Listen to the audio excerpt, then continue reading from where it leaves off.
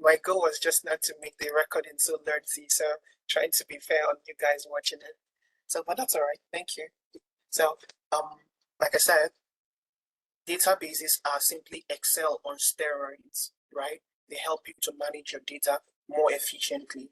We talked about database management system. Please, while I'm discussing this, kindly confirm to me, friends, when you can see my screen. All right. If you can see my screen, please let me know. Yeah. Okay. Friends, can we see my screen? I just need a yes. Okay, great. Thank you so much. So we talked about so many things, right? We talked about so many things. So we said databases information can be stored as text files or object store or as objects, right? And using like AWS S3, okay, or Azure Blob Store. Now, but information stored as database are categorized in two forms, right? Either the database is relational or non-relational, right? I give examples of relational databases and non-relational databases. Of course, there are many others, but I just limited it to this ones here. I said these databases, which is also called database engine, in literal terms, people call them database, but they are database engines, the software, the tool that we can use to create database. From what we did yesterday, some of you have experience now that this helps you to just create a database. And how do we create it? Using a language, structured query language, SQL, right? And I told you the nomenclature or the popular term or action we do on databases is usually CRUD, the CRUD operation. So the C is for create, read, update, and delete. CRUD, right? So either you're creating record into the database, you are reading record from the database, or you are updating, in other words, editing record in the database, or you're deleting record from the database. You understand? And SQL language has a way of doing all this. If you remember the documentation we used yesterday, you could see that we created databases using this command. Is that true? We moved on to create tables using this command. We inserted records into that table using this command. We created user using this command too. You see this? So if you watch the videos we did yesterday extensively, we talked about the SQL. Now, we decided amongst all these databases, we were going to focus on MySQL, which is a popular database engine. I told you the history about MySQL, and I also told you it goes side by side with MariaDB. All right? Good. So I also told you that these databases can work on Windows and work on Linux machines. So the next thing we did was we moved on to the installation on a Linux machine, right? And if you agree with me, it was very simple setting up the installation. It wasn't so difficult, right? I told you the first thing was just to make sure that you have your server updated, especially if you're running a Linux computer. Make sure it's updated, and then you can now install the MySQL server, which we did and confirmed, and then we confirmed the status. I told you before even running this, you can check with MySQL --version, MySQL space --version. And if you don't see anything, you can also use which MySQL. If you don't see it, you can install MySQL. This is also to check the status of it. On this note, I told you that we can also stop the service. Okay, so this is the service that helps with the help of this system control, it helps MySQL to run as a service on the background, right? So you can check the status. You can check if it's stopped. You can also enable it if it is disabled, and I explain what that means, especially if you want MySQL to be able to start on its own automatically after your computer shuts down. We moved on to learn how we can configure MySQL, right? And before I did that, I told you that MySQL, for you to run MySQL, you can either run MySQL as a root user or a normal user, right? So you can log into MySQL as a root user or a normal user, okay? And if you are looking at this environment here, right, you will notice that this is Ubuntu, running on Ubuntu, right? So this is a normal user. If I come here and do sudo -i, like I showed you in the last class, you can see that this is using root. So this is the root account. This is a normal user. I can create my own user, right? So if I do add user and maybe call this achiever, and I hit enter, and I say test, it's going to create a simple what is a call for me. So if I pick password, what is it for? Achiever, test. Good. So if I say SU, achiever. So you say, now, in case you're wondering, why I'm doing it so fast is because I believe this is just a side thing. So this is achiever, an achiever user, right? This is root user, and this is Ubuntu user. So currently there are 3 users on this computer system. So let me exit out of this, and go back to the root. So if I just type ls home,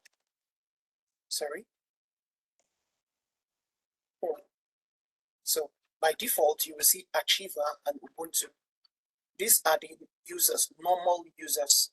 By default the root is there, but you're only saying achiever and Ubuntu. So there are 3 users on this PC, right? We're not doing Linux now. And I said, okay, let's go to the cat. What is it called? If I go to this part, etc password file, right? Control A. Let's put sudo. If I do this, we're going to see so many things to know that there are so many other users on this PC apart from those 2 you saw. Okay, I'm being careful not to confuse you, okay, because we have what we call application users as well. In fact, when you install MySQL on a computer, it's going to create its own user. Okay, so application user, system user, normal user, then the admin user. So let's just continue. So, but interestingly, like I said, I told you that you have to log in as a user. If you want to log in as any user that is not admin, you must put the sudo command, and I showed you how it works. And once you do this, it lets you in. Okay, now letting you in is not the best way. You're supposed to set a password for that account. All right, now this is one way you can set the password, okay, using this approach. And I talked about the plugins, right? Now you see, this may not be the way you want to do it, okay? If you don't want to tamper with it, that's fine. You can just go to the sudo mysql secure installation and then go through that route, you understand? And make sure you clear the whole test databases, the whole test anonymous users and scripts and all those things. Once you make sure the configuration is good, then you can now move into the database. You understand? So all those things we did, right? So the next thing we were supposed to do is so this is the sample of things we ran yesterday. Okay, we did a whole lot of interesting things yesterday, and I want to believe that everybody on this call had opportunity to maybe practice what we did. Now, one of the things I want to do today, and even though I'm going to still cover some of, reiterate, I don't want to say repeat, okay, but I'm still going to emphasize on some of the things we did in the last class, because I need to make sure that you understand it, okay? In fact, if you understand everything we did yesterday, end to end, right, that in itself, it's enough. That's a good place to start. As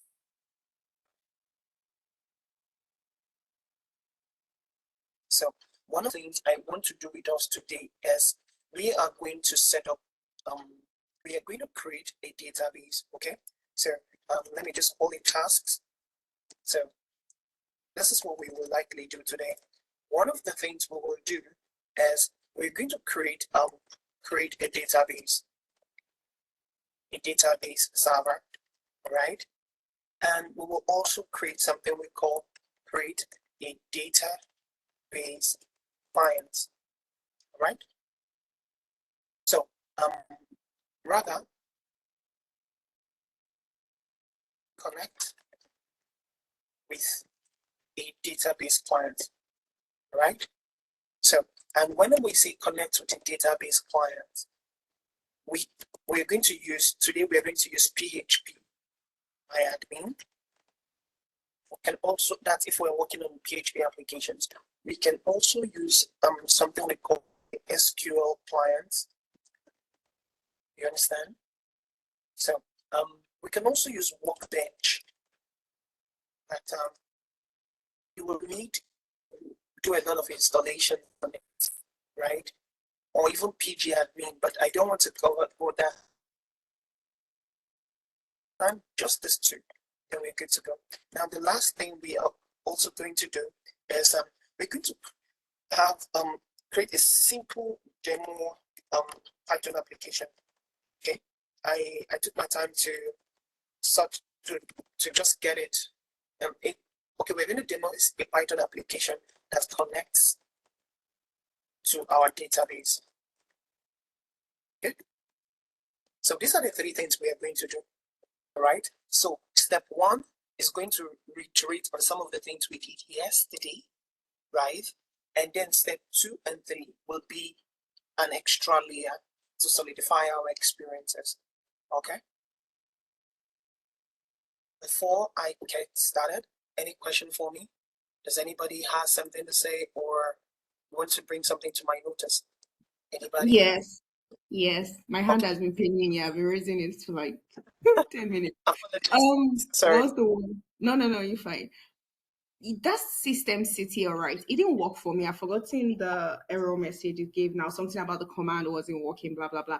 But you also gave another one, which I used like to check the status of the server, and that one worked. So I wanted you to mention it because it's not, you didn't write it on the document. I guess you're referring to service. Okay, just put it.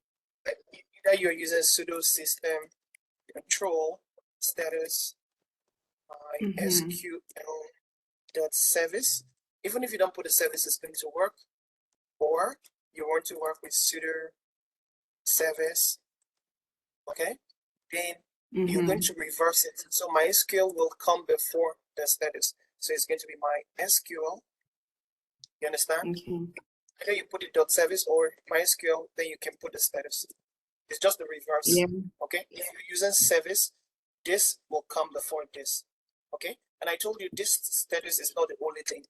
You can have stop. You can have enable. You can have restart. You can have reload. You can have disable. All right. So again and again. So am I meant to download systemctl? Like, is it something I'm meant to download? Like, why did my server not recognize the command? I will encourage you to check your spelling. It's possible you just missed something. If it's this, it's going to go there, especially if it's a Linux system. Kindly check again. All right. Okay, so Any other question from anybody? Okay, go ahead, Mr. Boy. Go ahead. Oh, you've raised down your hand. Okay. So, if there are no questions, friends, let's get on with action. I encourage you to have your computer beside you if you want to flow with me. And I wish I could be asking you all to be telling me what to do, but just so that we can make sure we really cover these three things. You know, sometimes I can get carried away and start explaining a particular concept and be diving deep inside of it, and then we've not moved to the next one. So please, okay, let's create our database server. All right. So, like I said to you all yesterday, if you're joining today's session, right, friends, if either you're using your, what is it called? If you're using your virtual box, right? If you're using VirtualBox or you're using Vagrant with VirtualBox, right? And maybe for any reason it's lagging due to memory issue or storage issue, please do not use that as a reason not to progress with the class. Like we've always said, that's why I introduce you all to what is it called? Your killer coder.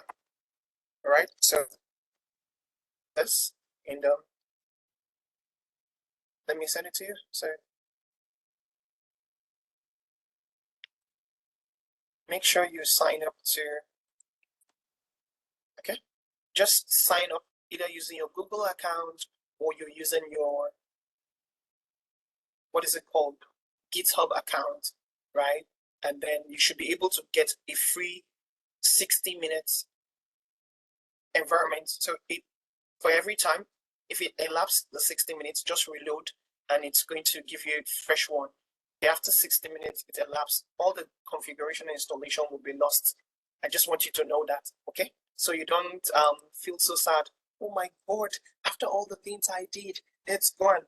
Well, that's why it's free. So if you want more than, that's why you can see extend to 4 hours by getting a membership. So if you love it, of course, you can pay them, okay? They'll be so glad to get you as a good customer. All right, so if you don't want to use this, if you have an AWS account, you can also use an AWS account. I hope this is fair to everybody. All right. So the reason why I have not started telling us to use EC2 and the rest is because I want to take it slow and steady. So when we get to the cloud, most of the things I'll be telling you is just spin up an EC2 instance, spin up an EC2 instance. And also because EC2 instance public IPs is no longer free. Okay. Especially if you're using public IP version 4, right? And so I don't want you to be having monetary issues with AWS when you can just easily tell me, okay, give me your account number and take this out of instead of giving it to AWS. All right, so this is what I'm going to do. Yep. So one of the reason why I'm using this is because I want to create 2 servers quickly. All right. So I'm going to create 2 servers. So like I said to you all, if you are using your, what is it called, your killer coder, that's fine. All right. Use your killer coder. That's good. So I'm going to come here and call this server. I'm going to call it server. All right. Please, I'm saying this because in case you've not gotten an AWS account, don't worry about me not explaining all these things. All right? Okay, good. So I'll just stick to Ubuntu for now. And 24.0. Okay, that's okay. T3 micro. Free tier. Let's see. Demo key. HTTP. Okay, don't worry. I'll disable this for now. Well, let me do it. Don't worry. I'll do it in front of you all so you can see me doing it. Number of instances 2. Very good. Thank you.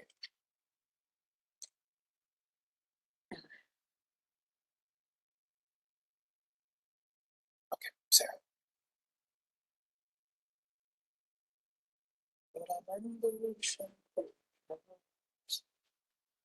Okay, so I'm going to click here and I'll just call this server 1 or now let's do it this way.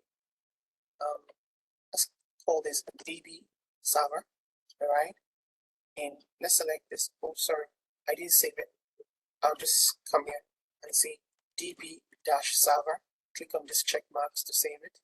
Then select this one and call this DB clients. All right. All right. So, I'm going to come here and say filter it by DB. Use DB. Okay. Good. I don't want you to be seeing the other ones. All right. So, now these are two servers I already have spawned up, right? So the same way you already have your virtual machine ready. Okay. So if you have it ready, the same thing, let me say Control T. All right, sorry. So just the same way you have this environment, okay? That's what I'm saying. So now I'll just quickly come here. Okay. Let me just quickly connect it. This is the public IP. I have everything here. I just want to set up an environment very quick. So bear with me, friends. So I'll paste the IP here. Paste the IP here. I'll call this, this is for the DB clients, right? So I'll call this DB clients, okay? And we're trying to, no, okay. Key. Click here. D.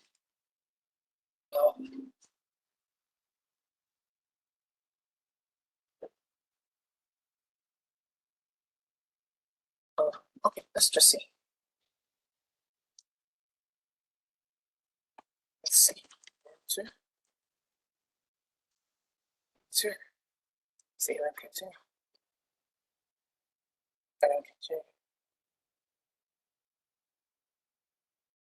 Okay, good. So,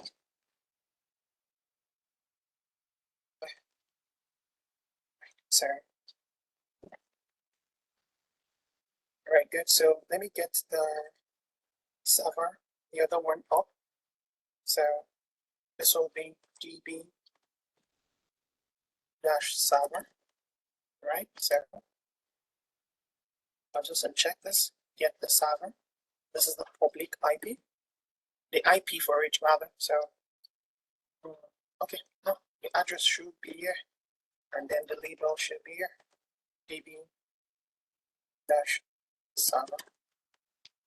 All right, so I'm working with a key, and the name of my key is D. All right, so, and the name is Ubuntu. Continue it.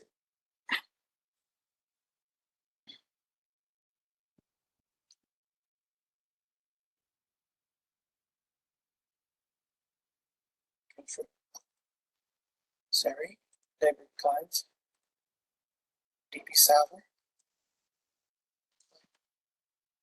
All right, so just so that I will know that this is a DB server, I will simply type host in CTL space set dash host name. Okay, so I want this is DB server. I'll come here and say DB dash server and hit enter. Okay, sorry, Control C. I'll press the up arrow key, Control A, and put sudo in front of it. It's asking me for password, so I just put sudo in front of it and hit enter. Okay, so if I type bash and hit enter, you're going to see changes to DB server, right? I have not done any magic in case, right? So just try to keep things organized so you don't. So I'll repeat the same thing on the clients now. Okay, so what this means is you should spin up two machines. One is going to be your DB server, the other one is going to be your DB client. I hope that makes sense. All right, so now I'm going to come here and do the same thing. Host name CTL space set dash host name, then I'll call it word DB dash clients. Does that make sense? I'll put sudo. See that? And I'll hit enter. So then I'll just type bash should bring me another shell, and it does that. And I can clear this, then good. All right, so now the only extra thing I want to do here, please don't worry, is just to drag this guy and push this guy here. Okay, so ladies and gentlemen, we're ready to get started. I just want you all to be able to see me doing everything in real time. So this is DB client, this is DB server. Okay, so just like yesterday, let's update our server. First step is to always, okay, go ahead, Easy. I can see your hand raised. Yeah, please, which platform is this? Which app is this? 10 years. 10 years. Okay. 10 years. Right. So make sure you don't pay for it. It's free. Okay? Because they will prompt you a lot of time to pay for it, and please don't give them the money yet, except you have a lot of it. Okay. Thanks. Sudo apt update. So let's update our server, right? So I'll come here. Enable select key.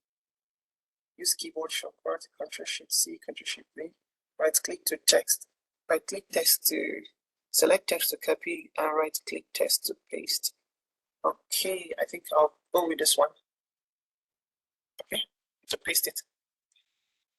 Okay, so update with -y. Right click it, -y. Right, so we are updating our servers, right? We've done all this yesterday, so feel free to let me know if you feel I'm too fast for you. So if we're going to clear, this is updated. We're going to clear, this is updated. So the next thing is to install the right software. For the server, what do we do? Sudo apt. Okay, let me just copy it here. So you all know what I'm doing. So I'll just come here and put -y, right? So we did all this yesterday. Okay. So I'll come here and right click. See that? I'll hit enter. I'll come here, right click, but I won't hit enter on this one. Take note. I'm going to come here. Please take note of what I'm doing on the left-hand side. Left-hand side. Instead of this is the client. So what I will do here is going to be MySQL. So remember that when we do just MySQL and we press tab, yesterday I told you can see all these options, right? So what we need is MySQL client. So I'll put -client. Does this make sense to everybody? If the answer is yes, just hit enter with me. All right. Good. So one thing you must know is this is a different computer. This is another different computer. Okay, now you're seeing it on the same screen. It's just so that you, for learning purposes, right? Okay, good. So I will clear the screen. Go ahead, Mr. Yazid. I have a quick question though, like the difference between the MySQL server and the MySQL client. Okay, like, we will get to that point. We will get to that point. Okay. Thank you so much. Okay, let's just configure the database. I just wanted you to see the way I'm doing it. Okay, so this is the database server. Just a follow up. Sorry, just a follow up to his question is what we want to achieve. I would love to know who's speaking so I can place a name to your voices, please. Ashraf, is that you? Yes. Okay, go ahead, please. Yeah. So just a follow up to what Yazid asked is what you want to achieve with the client and the server. I know that you explained the connection between the server and the client, but right now, what do you want to achieve with it? Okay. What I want to do first of all is the idea is I wanted us to first of all set up the database, right? So because I know we're still going to talk about something we call 3-tier architecture or what we call architectures, right? There's usually what we call architectures. So it can be 2-tier architecture, it can be 3-tier architecture or more, right? And when we say architecture, we are talking about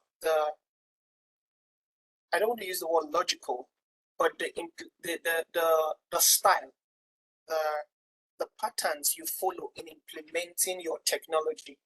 In simpler terms, let me show you something. So if I come here and use this, yeah, this should be able to, okay, Control T. Bear with me if you're seeing so many tabs. So what I would just come here is type two-tier architecture. Good. In DBMS, I'll just click this and type images. Okay, so now you will see client, you will see server. Now let me just use this simple word. When we say, what you see is client tier, right? Database tier, right? There will be a database somewhere, right? Configured that's supposed to store information. And then you from your laptop or from any desktop, your mobile device should be able to connect to the database. It's true that you don't see the database. That is a two-tier architecture, sort of in a DBMS, right? But in a three-tier architecture, something comes in between you and the database, right? You don't see the database. Okay, this is a good example. From your phone, for instance, from this browser, if I type www.facebook.com, right? There's an application server somewhere that's going to receive my request, okay? And then process it. If I type, so it's going to ask, who is this person trying to view this page, right? And if it knows, if it says, okay, this URL is valid, a lot of things happen, right? For now, I won't go into the details, but just know that a lot of things happen just through that request. Three-way handshake happens. It checks your certifications. That's the server certificate. It also checks the URL to be sure that that domain you are typing exists. It will have to find the particular server that URL is. That's DNS mapping, right? Just to be sure that those things are correct. Let me absolve you from all those explanations. In simple terms, this client is trying to access something stored here. Facebook, for instance. So when you type your username and password to log into Facebook, the Facebook app have something we call an application server, the interface you see, right? So the server, this application will check the database to say, does this user exist? If this user exists, log this person in and display your page, your Facebook or your Twitter or your Instagram. If your name and your password that you provided is not existing on the database, it will tell you cannot, incorrect password, incorrect login, and the rest of them. That is why anytime you try to visit a page, right, you are prompted to sign up, register, and the rest of them. Okay? All this information you are providing to them will be stored somewhere in a database. Does this make sense? So what I'm trying to achieve is just to show you a real world demonstration of how you can set up a database, even though you're not a developer, and then remotely, that's the key word, remotely from somewhere else, right? Because yesterday, all we were doing was inside the database, inside that particular server. That was why we were using localhost. Everything was working inside the server. But if you want to be, what about if somebody else, you for instance, want to be able to connect to my own database remotely as a client? You should be able to access it. Does that make sense? So that's the goal. My goal is to show you how you or me or any other person can connect to the database. Has this been helpful? Does this make sense? Yes. All right. Thank you. You're welcome. Okay, so let's proceed and configure our database.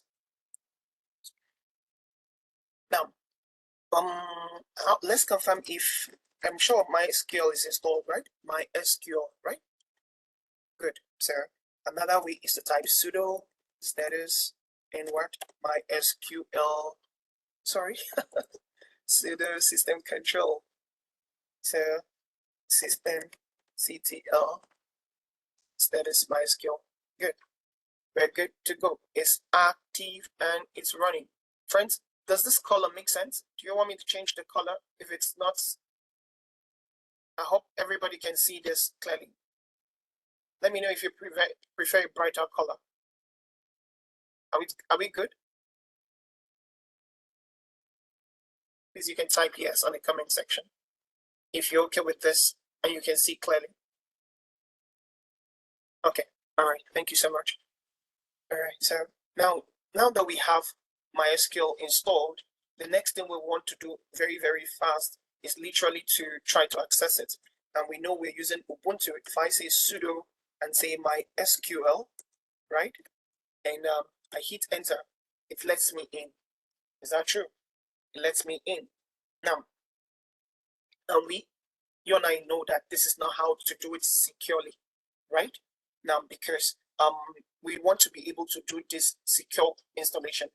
Okay, so but maybe just to save time, do I use that? Okay, just because we're doing a recap, let me just, so this is how to get into the databases, the database rather. So if I say show databases and do this, you can see the default databases that are there, right? Okay, so this is the database environment where we can type our commands. This is what I typed, right? So I'll just type exit and we're out of the MySQL environment.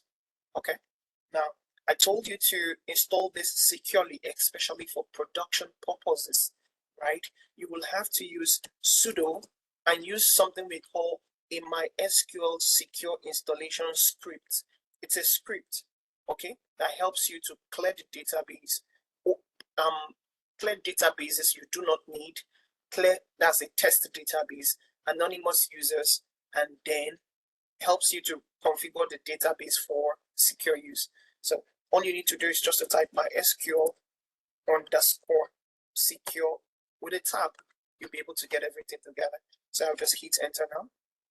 Now, friends, if you watch something,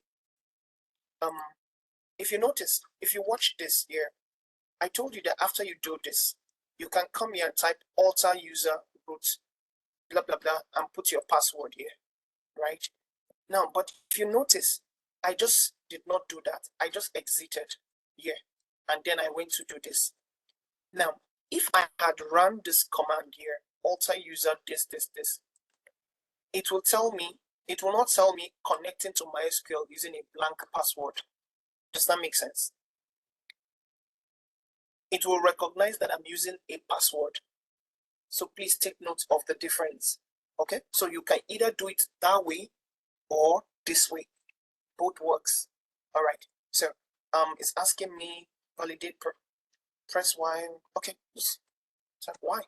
We've done all this yesterday. Even if you choose password strength, it will still not do anything. So let's just choose, I've explained this yesterday. So now, you see, it still skipped this. All right, I explained that yesterday. So I'm going to remove the anonymous user by pressing Y. Disallow root login by pressing Y. I explained all this extensively yesterday. So sorry, please. All right, so remove test database and access to it. Okay, good. So good. So can we now say sudo MySQL and hit enter? We're in. Now it's secured now, right? Now, but the most important thing, if I type show databases, you still see this. The most important thing you should know about what's going on is this.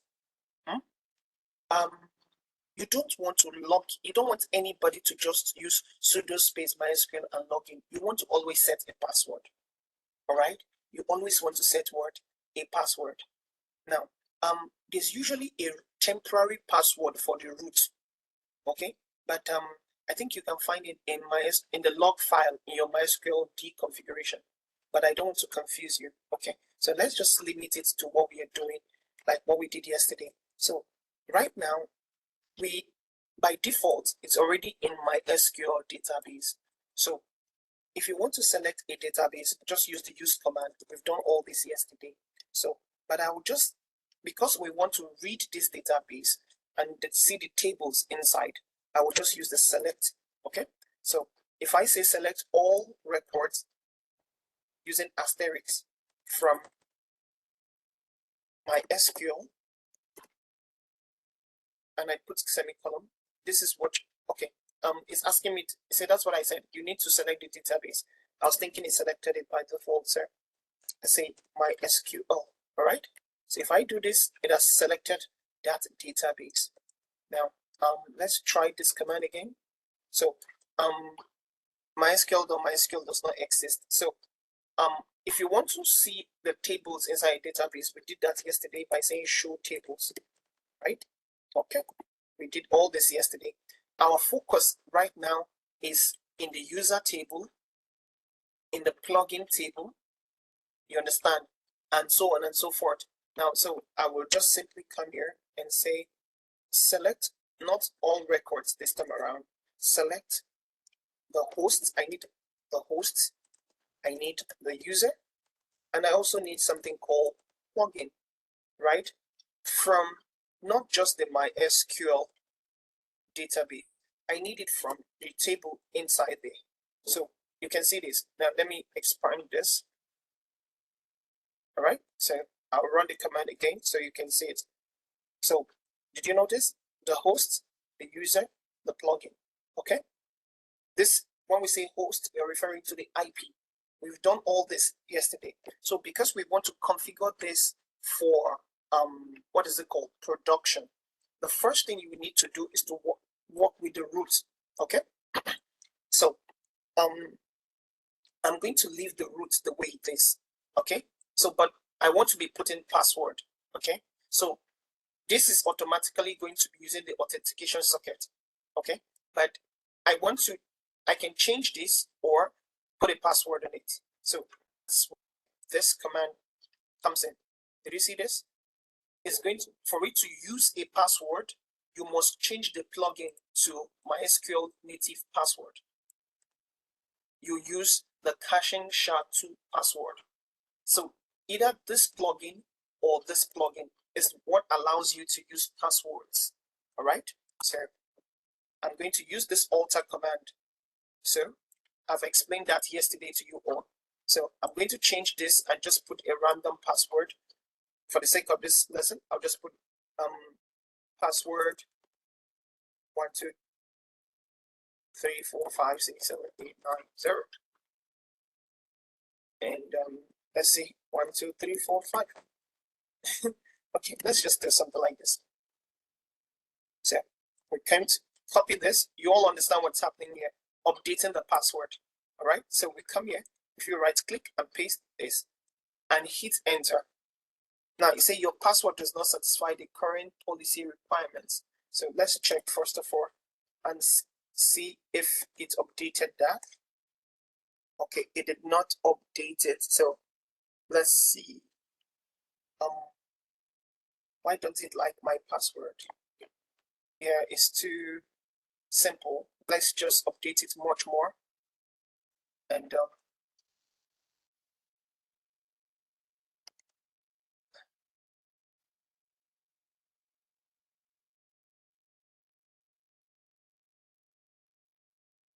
okay. Okay, good. So this should be strong enough. All right, so and hit enter. Hold on. Okay. Let's see.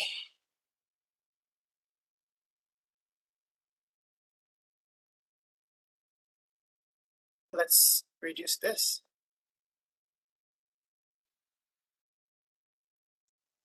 Okay.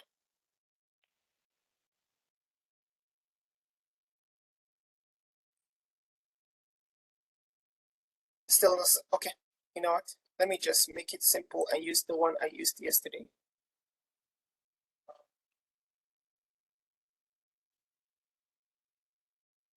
This is the one I used yesterday, right?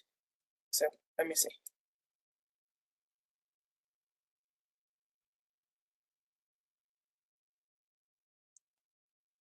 See.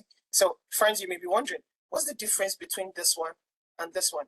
See, that's the funny thing, right? So perhaps, just perhaps, I feel like this, I don't know, just the password strength for this one is stronger than this one, right? So I think it's just this one was too basic. So the only thing I change here is just the password. If you check this code, it's the same thing with this one. All right. So this is password. That's why you can see the error message here. All right. Good. Now, so if we run that command again, this one, you will notice that it has changed the plugin, right? Previously, what we were seeing there was the authentication socket. What this means is it's going to connect through my my Linux socket, as though the same way this root, because the root account is going to use the root account login to access the computer system. What we use to access the computer is what is using to access the database. Okay, so now we don't want to do that. So we want to set a password. That's why we changed the login. Okay, we are good to go. Now, friends, I told you yesterday that it's not a good practice to always use root. The only reason why I'm using root is because at least there should be an admin, okay? An admin that has superpowers to do so many things, all right? So many things. Now, we can have different users, okay? So just like the image we have here, if you check this image, oh no, where's the image we were using? This one, right? You will notice client 1, client 2, client 3, right? Different people from different places trying to connect. So if we are using that demonstration, it means we can create so many users. Okay. Now, of course, this is not how it might work in the real life, right? The developer is going to create a platform, a UI, where they are going to ask you to enter username and password. And then when you enter it, they are going to pass it to the code. Okay. And they'll use that code to fill in. Okay. If you remember what we did yesterday, you will know that, let's see, this is what we used to create a user yesterday. Let me show you. Where's the code we used yesterday? Did I delete it? Create. Okay, yeah, it is. This is what we used to create a user yesterday. Okay, create user achiever from any IP range identified by the, what is it called? The password plugin, right? And we gave it a password. So if the developer knows what to do, right, to capture the user from whatever the user types in and puts that username here, right? And the password you enter and put it here. So that's the job of the developer. I'm just trying to give you a picture, all right? Good. So in this case, we want to create a simple user, all right? So just to make this look more interesting and more real for everybody. So after we update this, we're going to come here and say step 6.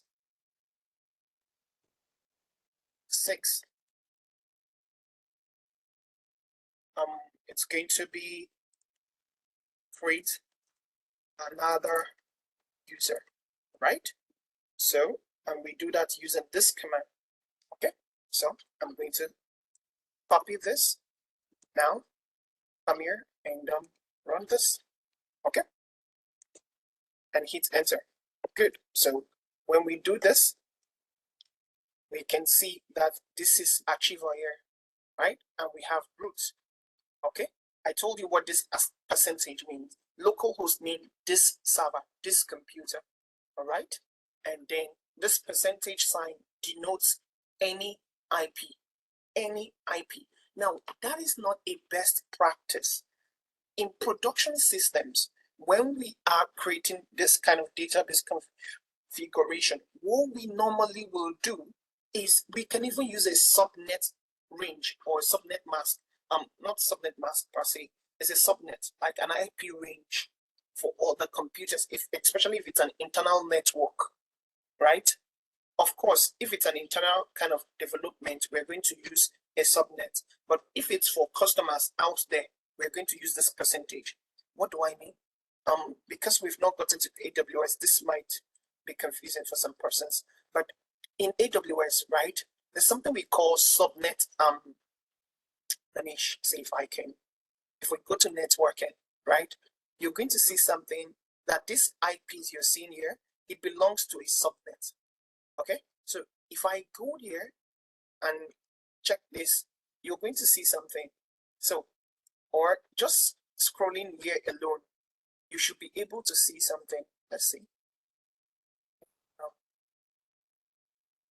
Okay, this is just the IP. No. Okay, this is this. Okay, this is the subnet ID. Now, if you check the subnet ID, you're going to see. Okay, good. This is the CIDR range. Okay, so this is the IP ranged at 20.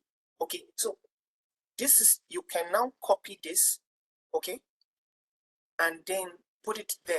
Now, of course, there's a way you can, so all the, what is it called, the computers within that range based on the CIDR, okay, if there's a solutions architect in the team or in the DevOps in the company, he knows how to do the networking range, right?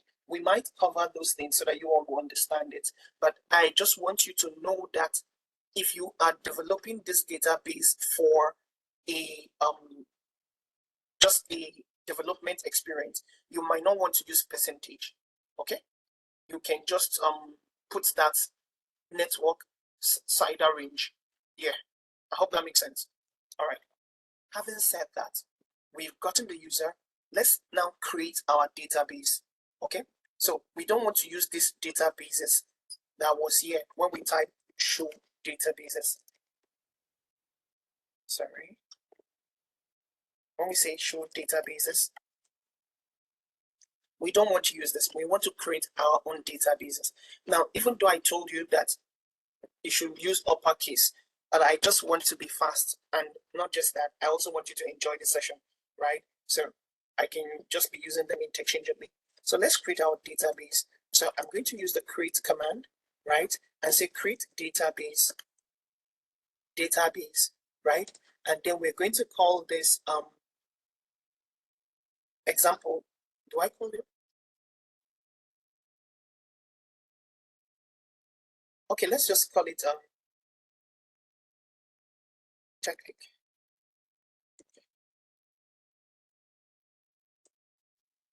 Tech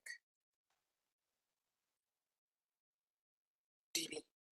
Okay, this is what I just did. You can call it any name you want to. All right, any name you want to call it. Put a semicolon to close it and create your database.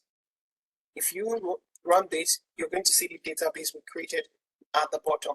Does that make sense? Good. Now, what next should we do? The next thing we should likely do is we want to be able to say, okay, this user should be able, we should grant privilege or we should grant access. Okay, but I'm going to take it slow and steady just for now. Okay, so for now, I don't want to do anything so that you don't get any confusion. All right, so okay, so far, any question? Any question from anybody?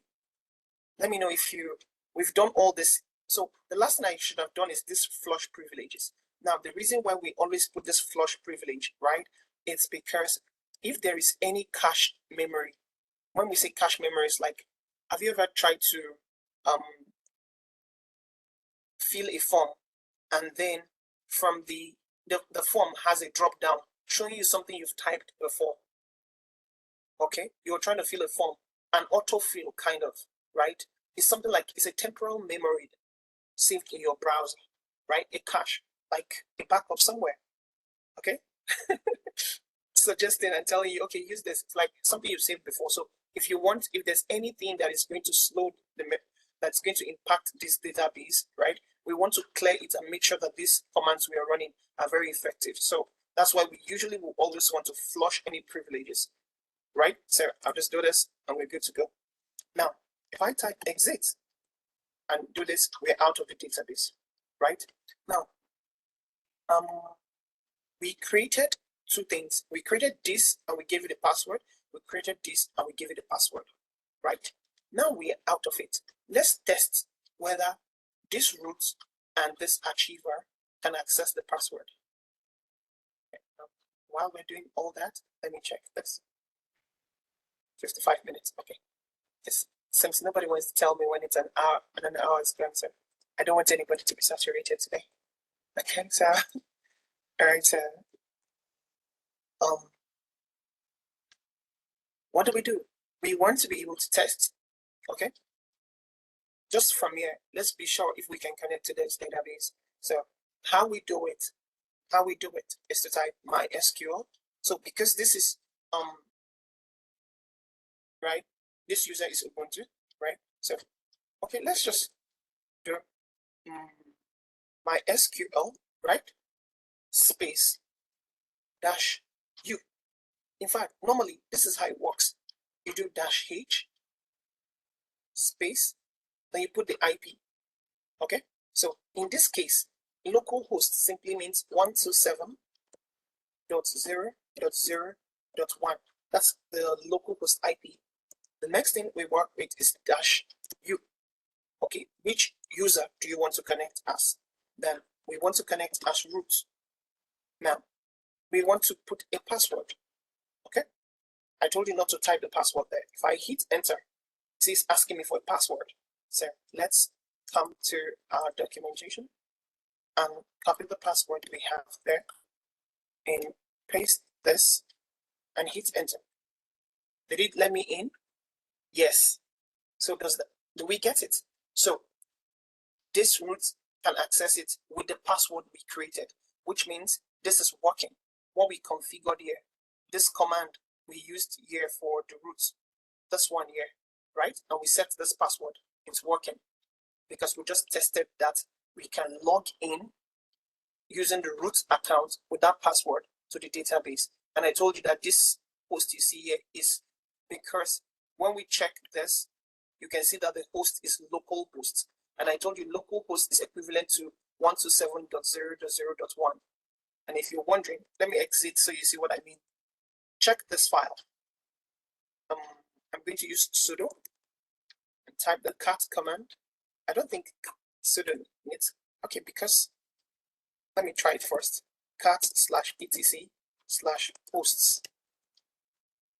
Yeah, it doesn't, I know cat doesn't need the sudo command. So did you notice here? Localhost is mapped to 127.0.0.1. So anywhere you see localhost, you see this. Anywhere you see this, you see it's localhost. I hope that makes sense to everybody. All right, good. That's the host file. Going to clear. Okay. Now the next thing we want to do quickly, so we can save time, is this.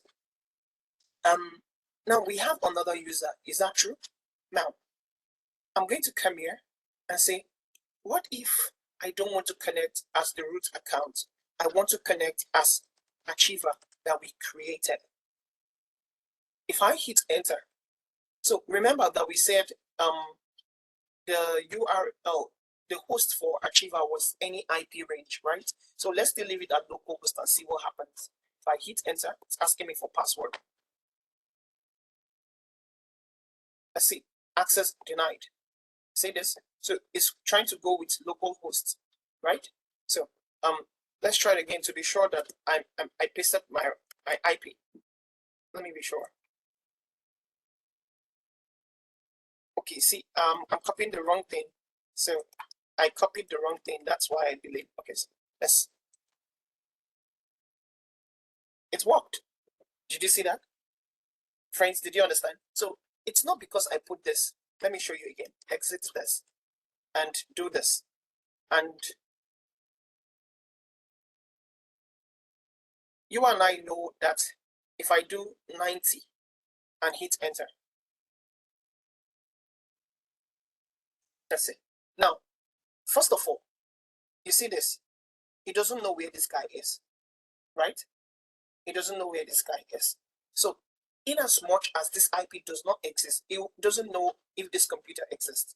So that's why it's not able to. So the most important thing is when I was using this, it knows this computer, right? So if I use any other computer, it's expected to connect to it.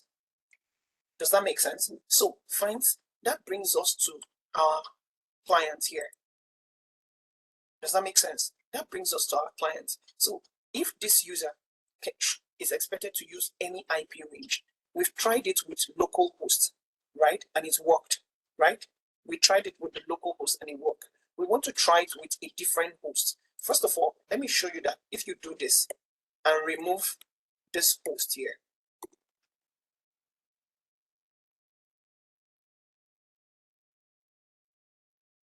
so just doing this and hit enter, right click, and did you see it worked?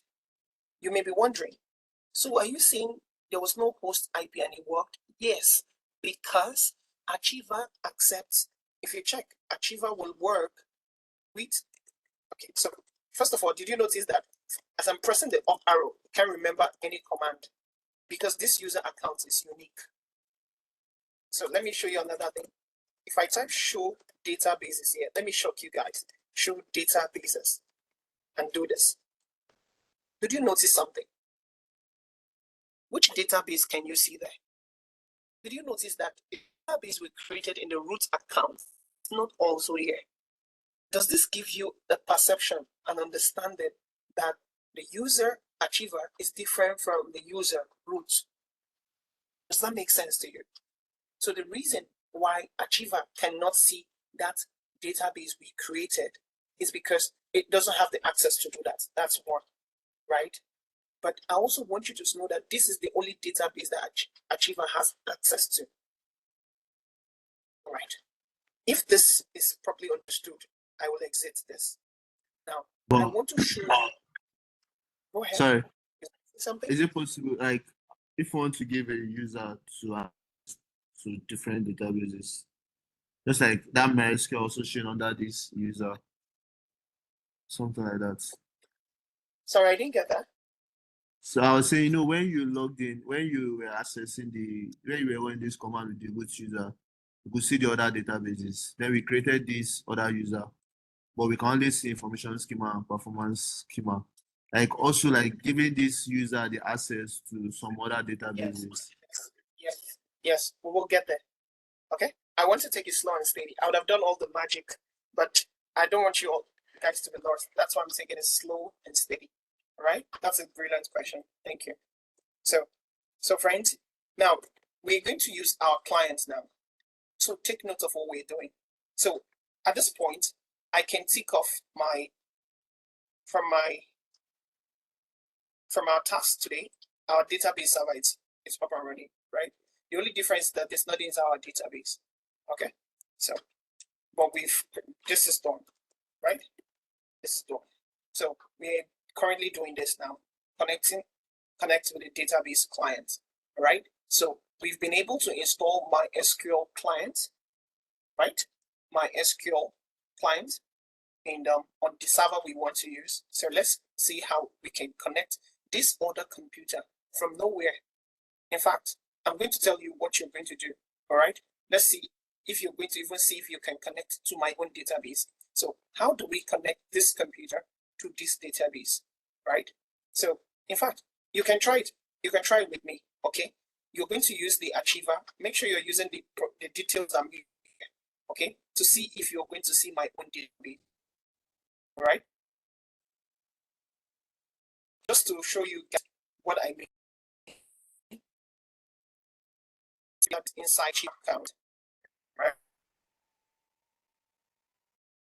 I'm going to do hold on.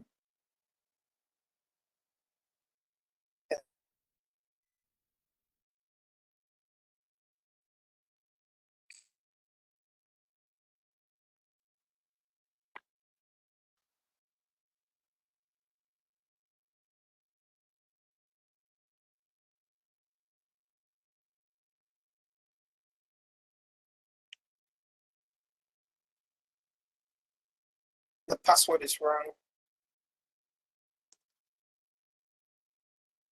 To be sure, I'm copying the right password.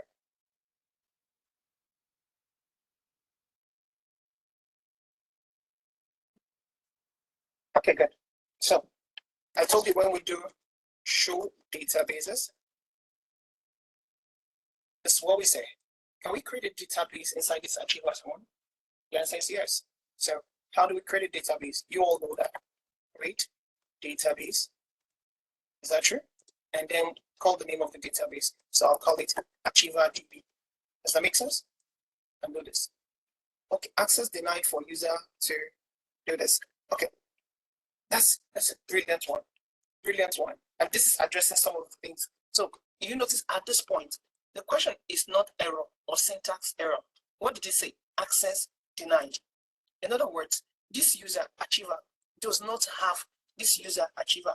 It does not have the permission to even create a database. I hope this makes sense.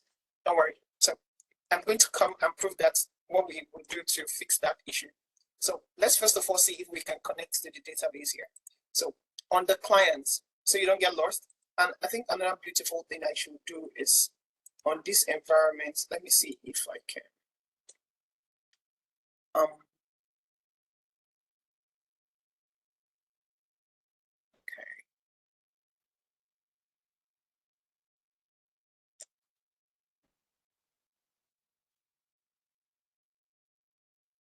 This is the DB file. I just want to do something quickly.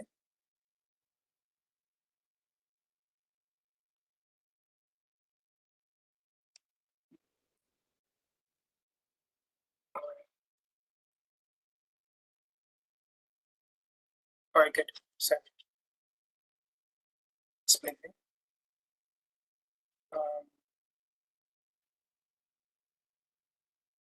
So this is just the sound.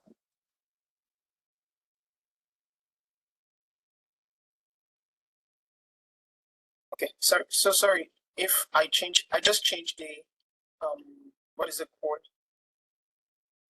I want to close this. All right, good. So please, I just changed the location. So don't worry, this is the same client, this is the same server. I just want you to be able to tell the difference, right? So this color denotes client, this color denotes the server. In case this DB client, DB server does not do the magic for you. All right, good. So I'm going to clear. All right, and increase the fonts too. All right, so how do we connect to this? We've already installed the clients here, right? If you remember. So the same process. All you need to do this time around is just type MySQL -h. So -h means the host. So what's the IP of this server? Okay. If you are doing that, normally what you need to do is just to type IP space A and hit enter. If you do IP space A, of course, these are two different interfaces. Loopback address, and then depending on the interface or adapter you should be able to see the IP. Now, we are seeing here 172.31.34.103. This is actually a private IP. Okay. Now, at this level, just know that there's something private IP, and then there's something called public IP. All right. So if you're using your local computer, go ahead, use this IP. It's going to work. But for any reason you are using killer coder, you are doing it one browser here, another browser the other side, it will still work. Okay, it will still work. So, but for this example, just to show you how it works in real world, I will have to come here and get the, what is it called? I will come to this place. This is the DB server. What I need here is the public IP. Okay, so I'll come here. This is the public IP. So I'll click on this. Now, I will come here and paste that IP. Does that make sense? I hope this makes sense to everybody. Good. Now, the next thing I want to do, so let me just slide this a little bit and say, we've put a host -u is to say the user. We want to connect as achiever. Is that true? And what else? We want to put a password. Is that true? Now, take note of what's happening. If I hit enter, it's asking me for password. Now, I'm going to copy this and paste it. So, okay, I've pasted. So before I hit enter, can somebody tell me or type on the comment section, yes or no? Will it work? Can I see a yes or no? Will it work? Tell me, please. Somebody said no. Another person? Any other person? Just a guess, just a random guess. It's not wrong if you don't get it right. Okay, it's just so I can see how if we're getting the whole drift. Where did you Please, get this can I IP address from? This 16.171. This is the public IP for this computer here. Okay, every server has, I don't want to use the word every server, okay? Every computer on the internet, has a public IP and a private IP. Does that make sense to you? So Yeah, if I you mean, go I to, get that. I'm looking for it in here. Like you did IPA, right? That's the command. So where did you get it from? okay, so this is the public IP for this computer. This one here is the private IP. So if I come here, let me show you something. So this is the DB server. This is because you are IP. still hello. This is the public IP. Oh, This is the private IP. Did you see? This is I see it now. Like you were not sharing your screen. You didn't show this AWS side. So I wasn't. Yes. Okay. Yeah, we didn't see this. I can't even see this. Wow. I thought everybody saw this. I came here and showed you guys. No, I mean it's just been on the server and what's the word? Please do The let me basic know. screen, It's basically. not lagging. I hope it's not lagging. The network is not lagging. All right. I'm so sorry. So this is the public IP. This is the private IP. And if you see this private IP, it's exactly what you see when I type the IP space A. See there, right? So the other one, this one here is the public IP. So if you want to see your own public IP, yours on the internet, just anyway, just put in a new tab and just type my public IP. You're going to see that. I would have done it here on this call, but it's not because this session is going to be recorded. And I don't know where the video is going to go next time, right? So if I'm still on this same network, I don't want somebody else to try to do anything nasty. You get? So that's the only reason I think why we can just get it from Google. My public IP is going to bring it out. Exactly. That's what I said. So just use your public IP. So if you want to, but if you use your private IP, it will still work for you. Okay, it will still work for you. But because we're going to, I'm showing you how it works as DevOps engineers in the company. You're not going to be using your private computer for work, right? I'm showing you this because this is what you'll be using for work. Okay, good. All right, so let's get here. So are we guys going to say yes or no? Only one person has responded. So, well, let me just hit enter. All right, so it's thinking.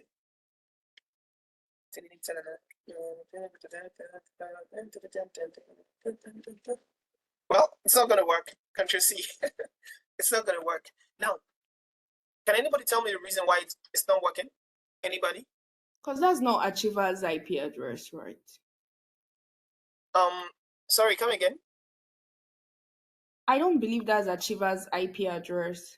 Well, but we made So Achiever maybe- open to the world now. The Achiever So, was created. okay. So let's get the logic. Let's get the logic, right? So if you're wondering, this is the client trying to connect to the server. So this achiever is trying to connect to this. So because it's trying to connect to this, it's going to be using the IP of this server, and that is why we have it here. Does that make sense? So if I want to attempt connecting to your own database where you are right now, I will ask you for your IP, your public IP, and that is what I will put here. Does that make sense? Did we get it? So it is the database server's IP that we put here, not the client, not this client. Okay, not this, the public IP of this particular computer you see here is not what we're putting here. This IP you see here is the public IP for this server. I hope this makes sense, please. Right? So get the IP for this server, like I did here, IP space A, okay? Or, of course, that it can mean IP address. It's literally going to give you the same thing. You understand? Or IP address space show. It will give you the same thing. Or ifconfig, depending if it's on a different distribution, right? Good. But the most important thing is just get the IP, right? And then put it here. Okay. Now, one reason why it did not work, there are so many reasons why it did not work. Okay. So can we solve that problem now? Please. Okay, let's take a break. Nobody wants to say anything because we've No, gone. I mean, okay, what are we doing during the break? So we're going to take 10 minutes break. All right. So we'll take a 10 minutes break, and then when we're back, we will continue. All right. So once and if you don't want to take a break, just okay. It's going to be 10 minutes timer. So let's see, 10 minutes. Can we use this break to be asking you other questions if that's fine by you? Hold on, let me see. Yeah.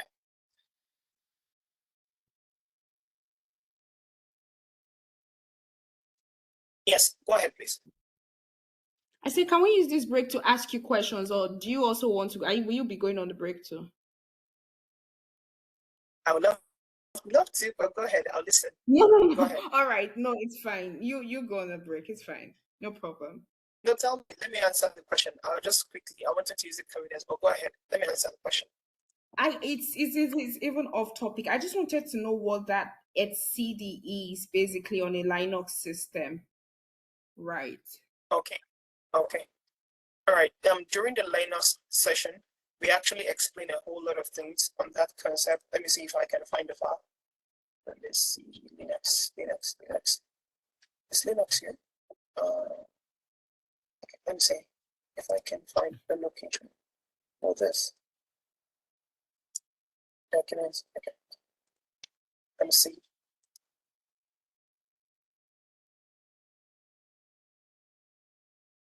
All right. Let's see.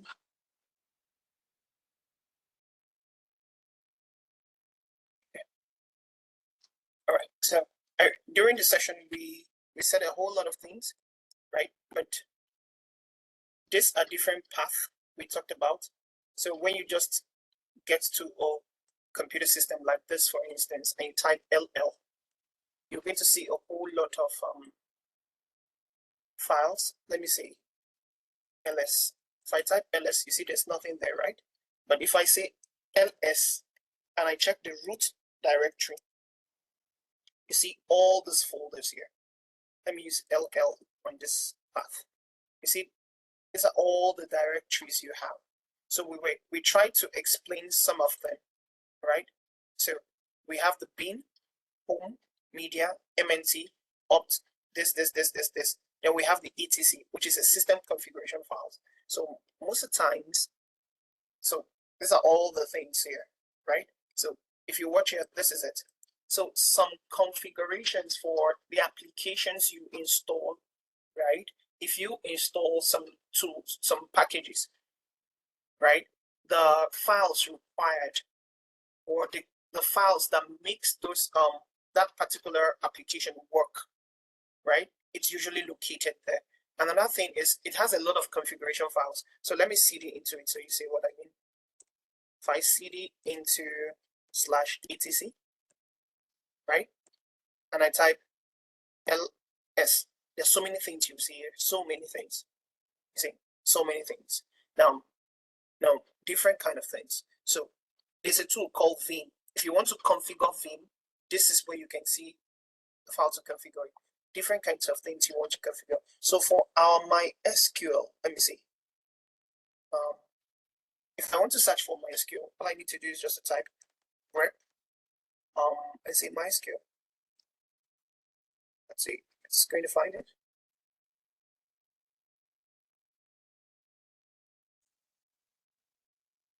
I would have just used -r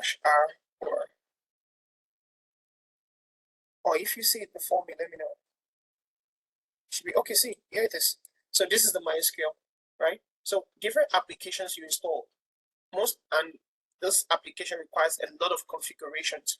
You will always find the a folder or a directory here where you can do configurations on them. In the next week, when we start talking about web servers, when we start talking about Nginx, Apache, reverse proxy, and the rest of them, right? We will start seeing how we're going to be playing around this etc/etc folder a lot. You understand? We'll be doing a lot of configuration around here, cd into /etc/this/this/this/this. You understand? So, in a nutshell, if you want to configure anything relating to a particular package, sometimes the right directory to go to is the /etc folder. If you want to configure something relating to the SSH, this is SSH, which is under the /etc. So that's what it's used for. Okay, the package or system configuration. Does this help? Yeah, this is perfect. Thank you. It clarifies everything I've been struggling with. Thank you. You're welcome. Thank you. All right. So, I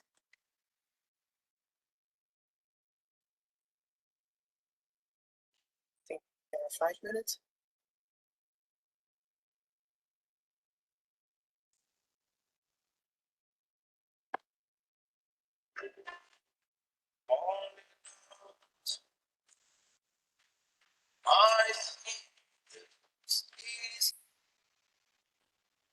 All in all, my spirit learns.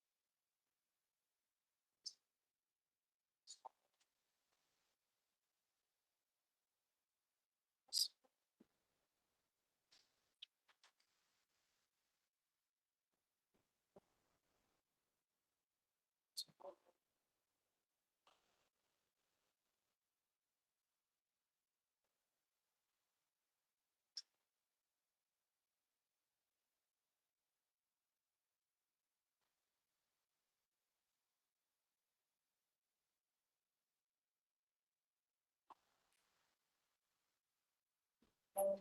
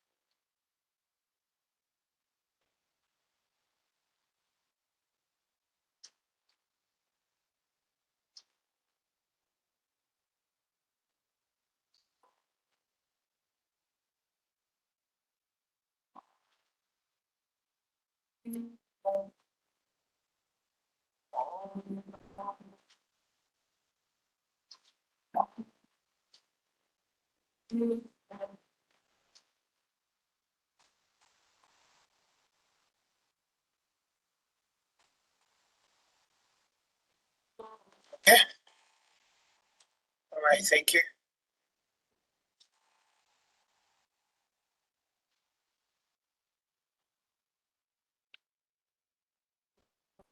So, friends, are we back? Are we there? I still have my audience.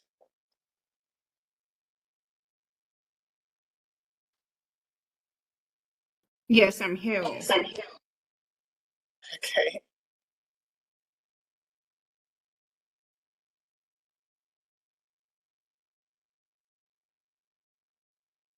All right.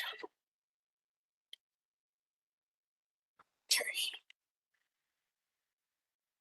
So, friends, we're going to put in more gear so we can cover this in the next 1 hour. Okay.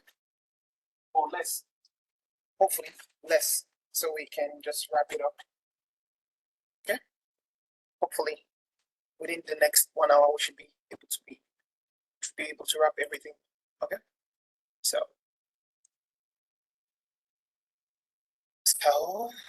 how much progress have we made? We've been able to set up our database. So we are trying to see how our database clients can connect to their remote database server. So these are remote computers, 2 different computers. One is trying to connect to the other one.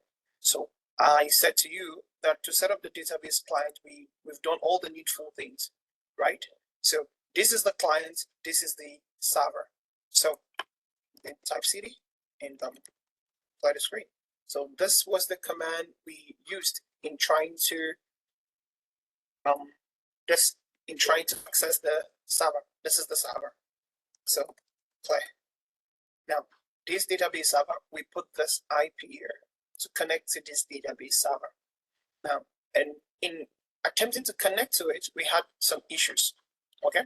Now, first of all, we need to be sure that this guy will accept connections. Okay. First thing first, we need to be sure that it can accept connections. All right. So the first place you need to check. All right. First place you need to check in doing this configuration is the MySQL configuration directory. Okay, I'll say it again, MySQL configuration directory. So I'll put a step here so you can have a mental understanding of what I mean. So I will, okay, so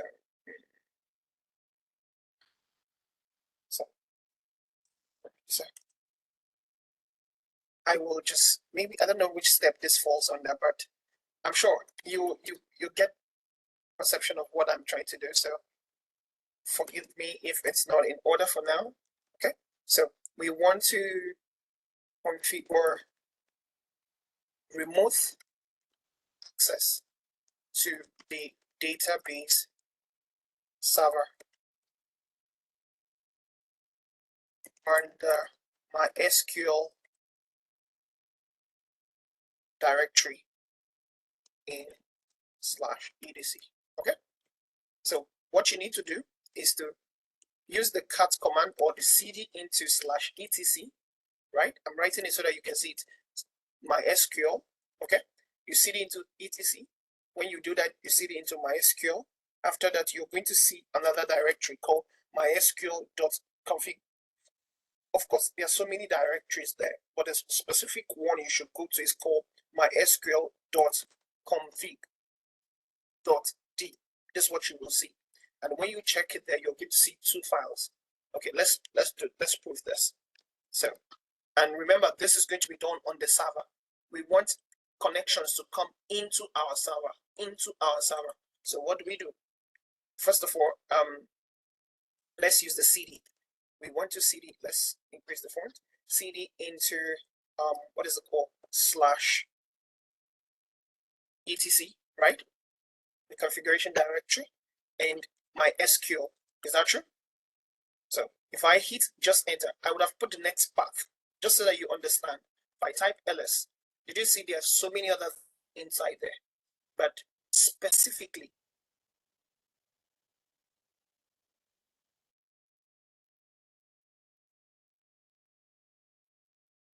you see is this one. Does that make sense? So cd into MySQL. Hold on, I think it's lagging kind of. MySQL.conf. That tree. Hit enter. If you type ls now, you see there are two more files. So you'll be wondering, what's the difference between this file and this file? This one has a D. So it's the daemon we want to target. Okay? So this is the file we need, not this one. This one, not this one. So please, ladies and gentlemen, if and whenever you are in a directory that starts with /etc, you cannot modify anything in this directory without using the sudo command if you're not the root user. I'll say it again. If you are not the root user, if you go into this path that starts with /etc, in fact slash in front of it, right, you must always use sudo to open that file. Okay? So now, if I want to open that file, I need to use now cat first of all. Now I don't need cat anyway. I didn't need sudo for cat, right? But I'll just use nano to open the file. Okay? In my Linux class I taught you all, I would have just used this what is it called? If I use this sed command that we did during our Linux session, I can use this to actually update what I want to do right now, okay, to change the IP. But I don't know how some persons are going to get it. So if they've not watched the video, so I'll just take it the normal way. So I'll just say sudo, use nano, okay, and then I'll open that file, mysqld.cnf. I hit enter. This is the file it opens. What did you see? My SQL database server configuration file. Friends, if you want to take your time to read all this, the Lord is your strength. The only focus I need you to see right now, is something called bind address. Okay? In fact, in this whole file, for now, at this level of our learning, right, I don't want to start doing some things, okay? Because if you are working on a production basis, there are some other configuration you need to do. The connections and the rest, like this max connections and some other things, you understand? Max allowed packets and the rest of them, especially for a large scale production stuff. You need to do some configuration here, but we're trying to keep this as simple as possible. Friend, this is the only thing you should look for. Use your cursor and scroll down. Look for something called bind address. Bind address. Did you see that? So currently it says the bind address, it's set to the local host 127.0.0.1. Local host, which is more compatible and is not less secure. So this is what you see here. Did you see that? This. So friends, the only thing I want to do right now is I want you to take your cursor in this bind address, move to this place you have. Now, of course, friends, you see this whole space here. It's not necessary. I can say bind address equal to this IP. It's going to work, but let's leave it the way it is. So just remove the 127 here. Did you see what I did? Now, if you are testing this, maybe in a real world architecture, right? If you want only one computer, which is going to be, in this case, in this kind of, what is it called? Let's see. In this architecture that we have here, if you want only this guy, this application server to access this database, it is the IP of this server you are going to put where? It's the IP of that server you are going to put here. Does that make sense? That's what you're going to put here, because you want to give access only to that server. Does that make sense? Only to that server. Good. Now, but in this case, we just want it to be from anybody from anywhere to access the database. Does that make sense? So what do we do? 0.0.0.0. Is that making sense? I hope we all understand this. So this is all you need. So you, at this level, don't worry about this MySQL X bind address. Don't worry about this. Okay? The focus, the main focus now is just this one, right? Now, if for any reason you're doing another configuration and you don't see these two things, right? Friends, you can actually type something. You can just type text like this place here. You can type something we call, let's see what you can type. You can just type skip networking.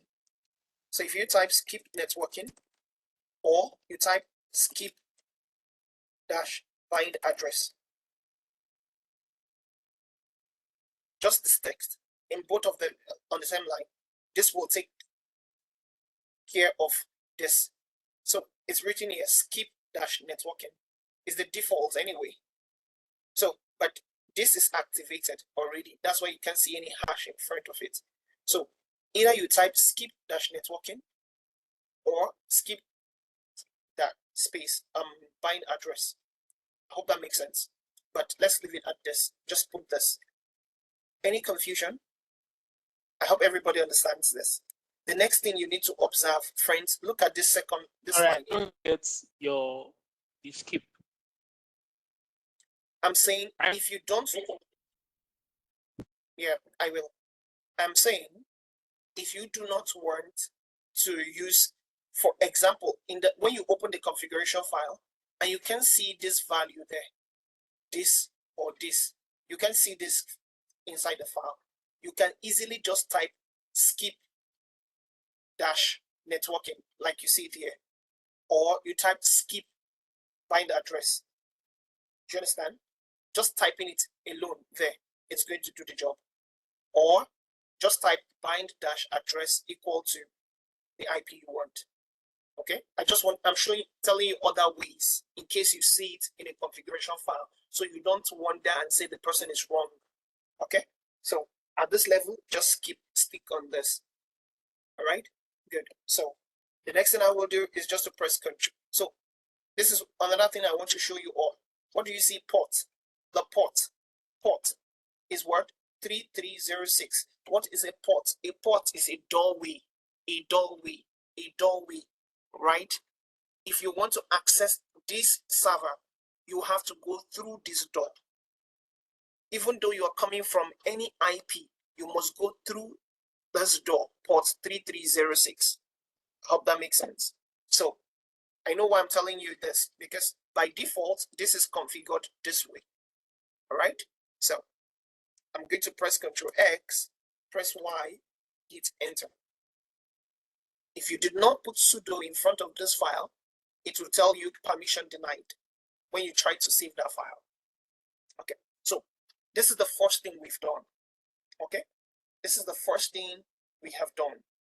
Now, please don't just rush and do anything. Anytime you do this kind of configuration to MySQL configuration file in this directory, especially, you need to restart your MySQL service. I repeat, restart your MySQL service. So you type sudo space systemctl restart. Does that make sense? MySQL, and then hit enter.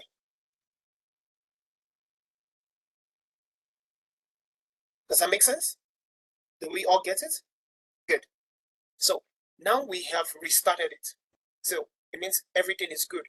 We're good. So if you want to, you can check the status. It's good. Now, if you do not, what is it called? If you change that configuration and you did not go and restart that service, it's not going to take effect. That's what I'm saying. Okay? So you don't say you changed it, but you don't know why it's not working. It's because you did not restart the service. I hope this makes sense. So I'm going to clear this. Now, this is one thing we need to do. One thing we need to do. But before I show you something else, okay, or before we go and do some other magic, let me see. Let's see. Let's start. Let's see. So,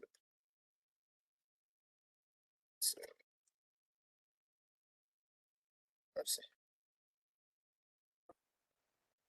You know what? I don't want to install it. Let's just keep it simple. Don't worry. So let's attempt connecting to this again, even though I know that's not all. So I'll hit enter. And let's paste the password. It's still going to deny us anyway. Just so you know. That's the password, right?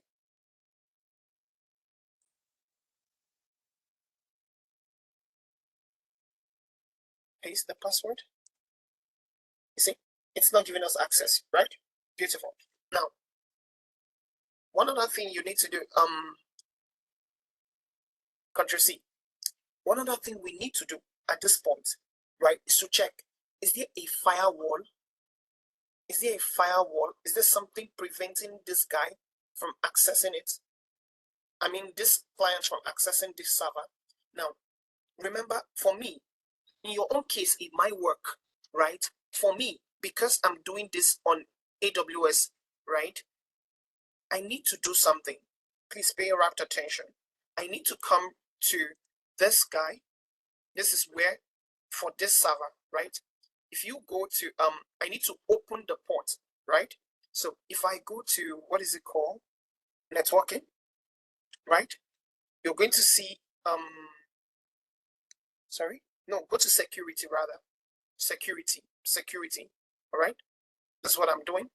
Now, in your own case, if you're not using AWS, don't worry, it's going to work for you, all right? So I will just click on the security group and edit the inbound rules.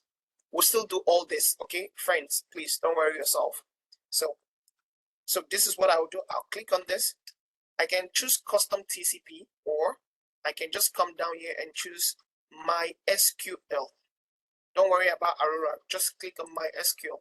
You see, this is going to open port 3306 for me and say anybody from anywhere. Okay, and click save. Please, this current task I'm doing, you shouldn't bother yourself about it. Okay, if you're not using this platform, all right? Good. So all right. So that's that. So let's come back here. All right. So let's see if this is going to work. Right. Did it work? Friends, did it work? Did you notice it worked? That this client is able to connect to this server from here. I didn't do any magic. Two things I did. I edited the configuration file. And second thing I did is to do what? I gave access to the firewall. I updated the security group. Please, did we get this? If you don't get it, it means you this. Okay, two things I did. One is I edited this configuration file, all right? And the second thing I did after editing the, what is it called? Where am I put it? Okay, step 7, right? After I did this configuration file, the next thing I did, step 8. course, I opened the security group. So it's either you open security group or if you have a firewall. Okay, I would have used this opportunity to show us how to use UFW firewall, but I don't want to confuse us for now. Okay, so that's what I just did. And immediately I did that, I was able to access it. So if I come here and type show databases, and you see exactly what we were able to do here at that time is exactly what we're doing here. Any questions so far? So if you understood so far, it means we've been able to satisfy this connect with a database client using MySQL client. Is that true? I hope we get it. All right. The next thing I want to show us is this PHPMyAdmin. How to use. So this is another type of client anyway. Okay. So now, but this one is usually used on the same server. Okay. And is used for GUI purposes. Okay. So what we'll do, although you can install it on a different computer and do the configuration, but let me just show you what to do. If you are using the same computer, maybe this server, this particular computer, what we will do to use PHPMyAdmin, okay? Supposing we are building a PHP application and so on and so forth, and we want to talk to our database, right? What we normally will do is, I'm going to do two things. I will say sudo apt install PHP, okay? And I also wanted to install PHPMyAdmin. Does that make sense? Two things. I would have installed it one after the other, but it's still possible to install two things at the same time. So after installing this, it will install this. Remember, you must update your server before you do this kind of installation. So I've done that already, so I'll just click on -Y and ta-da. Okay, so now if we ask you this, so friends, note of what we're doing. So we're actually done with this database clients. I'm sure you all see this. So I'll just move this one beside here. Or I think I should have actually shown you, address that question of how to see other database and the rest here. Okay. Okay, so I'll keep this. So I'll come back to it. So in the PHPMyAdmin, so here, it's something like this. Space bar to select it. Space bar. Okay. So if you do that, you just hit enter. Okay. I chose Apache. All right. In case you're wondering what I did here, don't worry about Apache for now. And that is what we'll do in the next class. Okay. In terms of setting up a web server. All right. So, okay. Let's see. Let's see.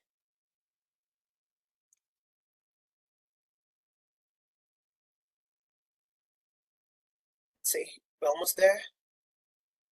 We're almost there. We're almost there. Good. Now, if it's asking you to configure this guy, just say no. Thank you. Don't configure.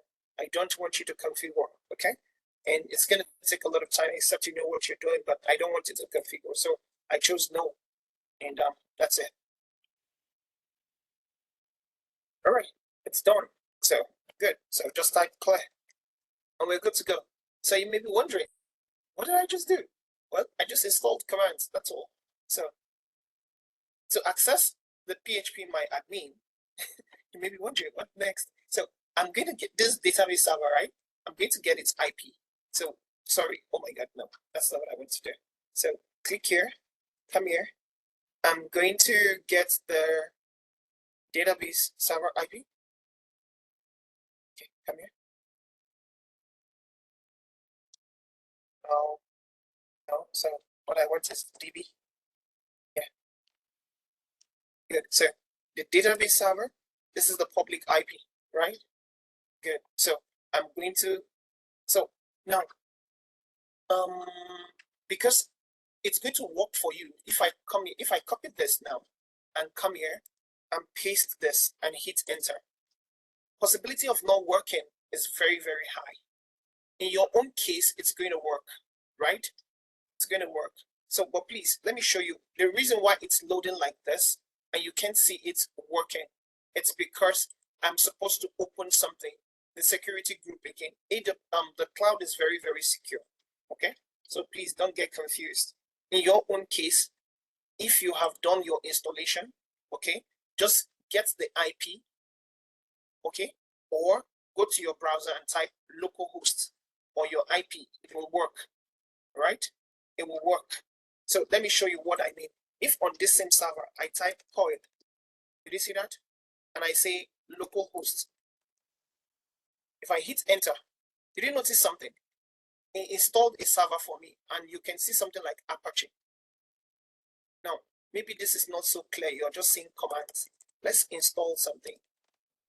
I'm not really confusing you guys. So we've done this before, Lynx, which is a text browser for terminals, okay? A sudo, hit enter.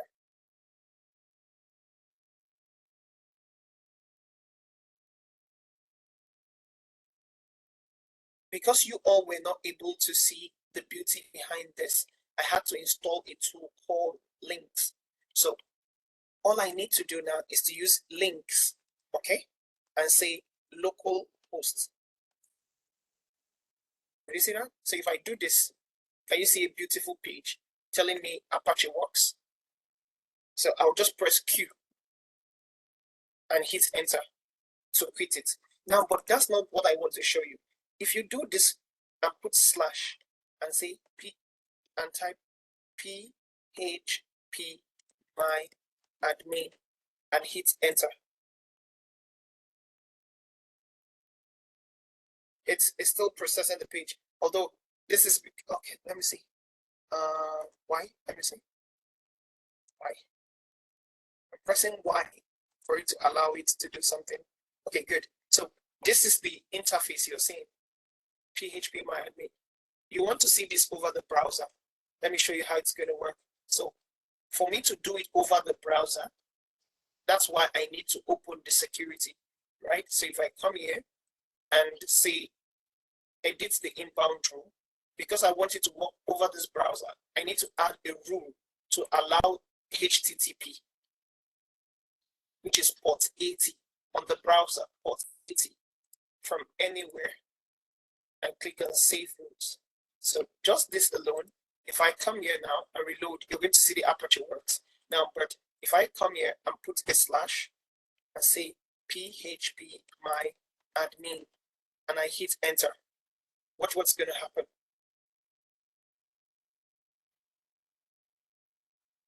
Beautiful. Did you see that? So we have a beautiful UI that we can use to talk to our database. Let me prove that to you. So remember our passwords. If I come here and type root, and I come here and put the password, and or let me use Achiever. So if I come here and put Achiever, and let's get a password for Achiever.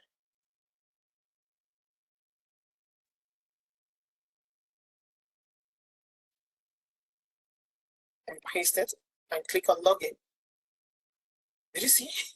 It gave me access to my password, to my database. It gives you all the information you need. So this is, so the only thing I want you to just do is click on this databases. Those are the two databases you see there. What did you see here? No privileges to database. And that was why we were not able to do anything when I tried to create database that time. Because this Achiever does not have permission to create database. I hope this is making sense to everybody. You log back in, what is it called? Let's see. Let me see if I can log out, right? Log out.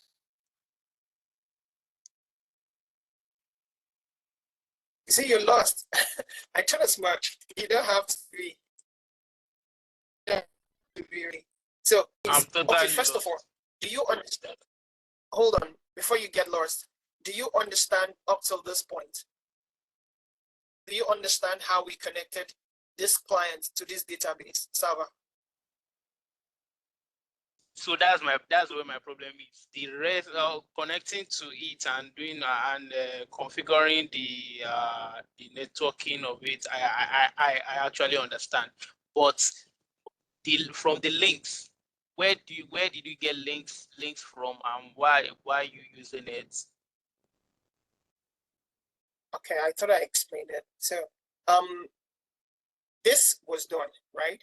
So the next thing we wanted to do, right? The next thing we wanted to do, we wanted to, so I told you PHPMyAdmin is another type of client, okay? If I ask you, there are different ways people can access Facebook. You can access Facebook using your browser. You can access Facebook using your terminal. You can access Facebook using your phone. These are different types of client devices. Do you understand? So the first one we just showed you is how to use MySQL client on a server. Okay. I'm also telling you that if you're writing a PHP application, you can also choose to use PHPMyAdmin to connect to that server. And that was what I was trying to show you. You can also use Workbench, MySQL Workbench, okay, to connect to your MySQL server. Okay. Now, just so that I don't go so deep and lose you all lose it, okay, just know that we've been able to successfully create our database. The only thing we've not done is we've not I've not shown you how to give privileges to that user we created, because the user we created cannot create a database, cannot do anything. Do you understand? So, but before we do that, I was only showing you how to use this PHPMyAdmin client. And the first thing we did was to install PHP and PHPMyAdmin. After I finished installing it, I now told you, just go to your browser with your IP and then type /PHPMyAdmin. That's all. But because I wanted you to see it over the terminal, on the terminal here, I told you that I needed to install something called Links. Links is a terminal browser. You understand? It's a terminal browser. You cannot be able to see colors. Do you understand? When we use the coil command on our local host, we were not able to, all we were seeing is code. It works. Some people could not understand all this code. Do you understand? All this code you see here is equivalent to this UI. Did you see this beautiful UI? All these things you see here is exactly what this code means. But you might be confused, right? So I said we can use a text browser to view it. And that was why I installed the Links tool or package. And after that, I used these links to access the local hosts. And because I wanted to access the PHPMyAdmin, I put / and say PHPMyAdmin, and then it showed me what I want. But of course, in the process, it's asking me to install some plugin. I was typing Y, yes, to install it, so that it can show me the UI I want to see. Does that make sense? Please let me know so that we can. Yeah, I think I get you now. Yeah. So okay, the Links is just an alternative. Yes. If you want to make it okay. Now, because the idea is to always test on the computer first before you go outside. Do you understand? So that's why we're doing it. Okay. So quickly, we've sorted out of PHPMyAdmin.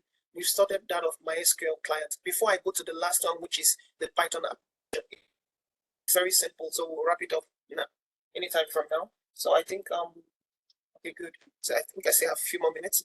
So how do we give privileges? If you check this, right, you can literally see that show database does not give us access, and we cannot create a database. If we say create databases, right, databases, it doesn't allow us to create database, right? Create databases and specify the name of the database. Supposing I say test DB and I hit enter. Now remember, that DB I'm putting there is just so that you know what I'm doing. It mustn't always have DB at the end of it. So, sorry.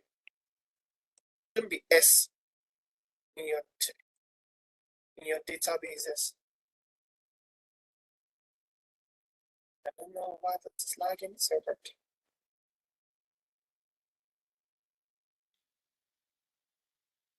Right, so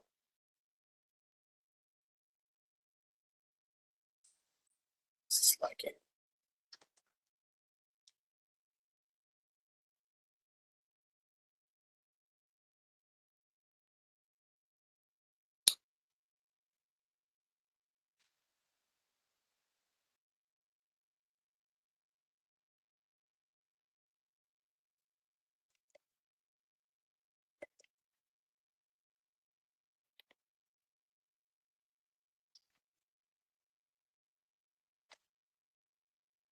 So what I'm doing is I just want to remove the extra S there, create database test. So if it's different from all this, so all these errors are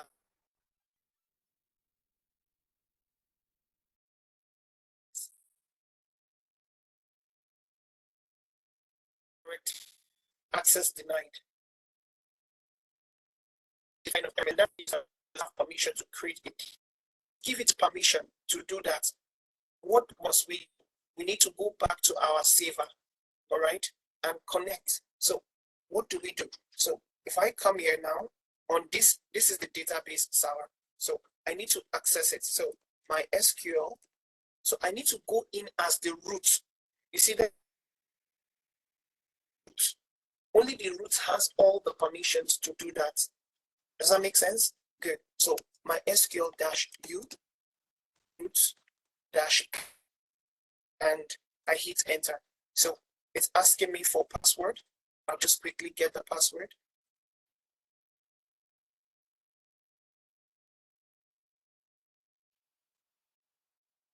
So right click. That's what is it called? Database. Now at this, all I need to do now, grant permission to that user achiever. Now, how do we do it? It's not difficult, okay? All we need is to use a command called grant, okay? Grant. So I think we've done it before. So let me just show you here. Else I'll have, so that we can save time. I think where did I keep it?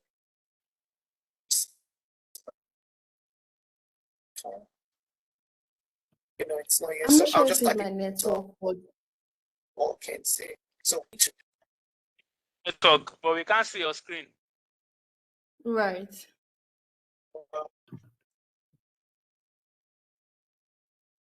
is it fair now? This The previous command you ran, we couldn't see it. I'm so sorry about this. So okay, you know what? Just give me a few minutes. Let me see if I can you hear me audibly now? Please confirm.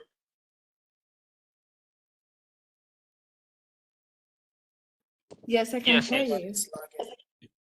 So I guess the network is lagging, so that's why you can hear me in real time. So let me quickly just restart the internet and then come back in just a short while.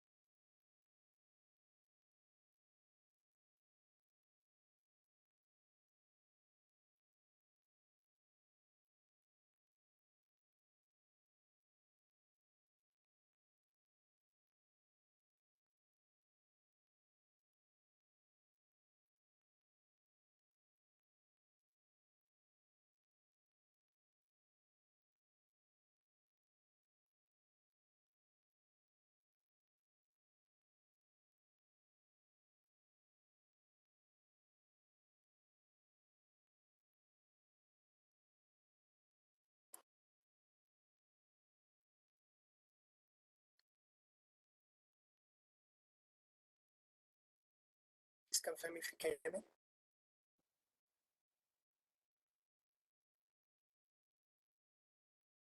Yes. All right, thank you. So let's just wrap this up quickly. Right, so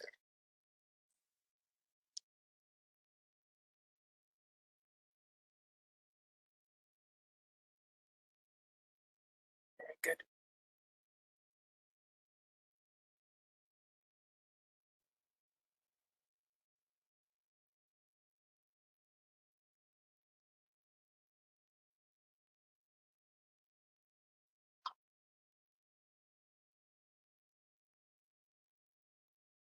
So my databases are also trying to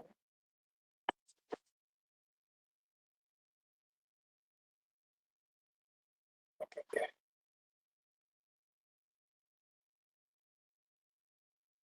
Good. So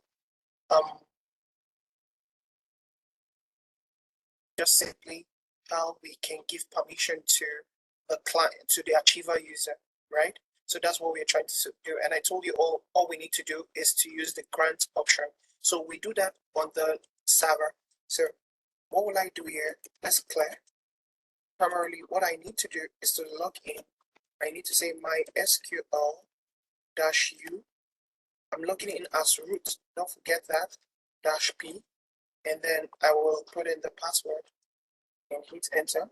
Good. So all I need to do at this point, if I do show databases and I do this, we can see all the databases, and this is the database we have here, right? Good. So I want to grant permission to that guy, to the achiever user, right? So this is how to grant permission to the achiever user after you have created that user. You need to give him permission. So to do that, all I need to type is either in lowercase or in upper. So I'll just use uppercase so that you can know that. So I can say grant all.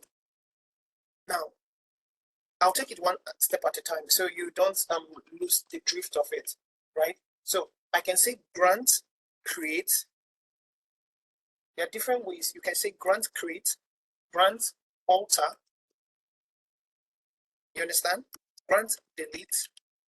You understand? So far, let it just be that I can give it grant or create, alter, delete, drop, insert, update. You understand? Select. So let it just be only select.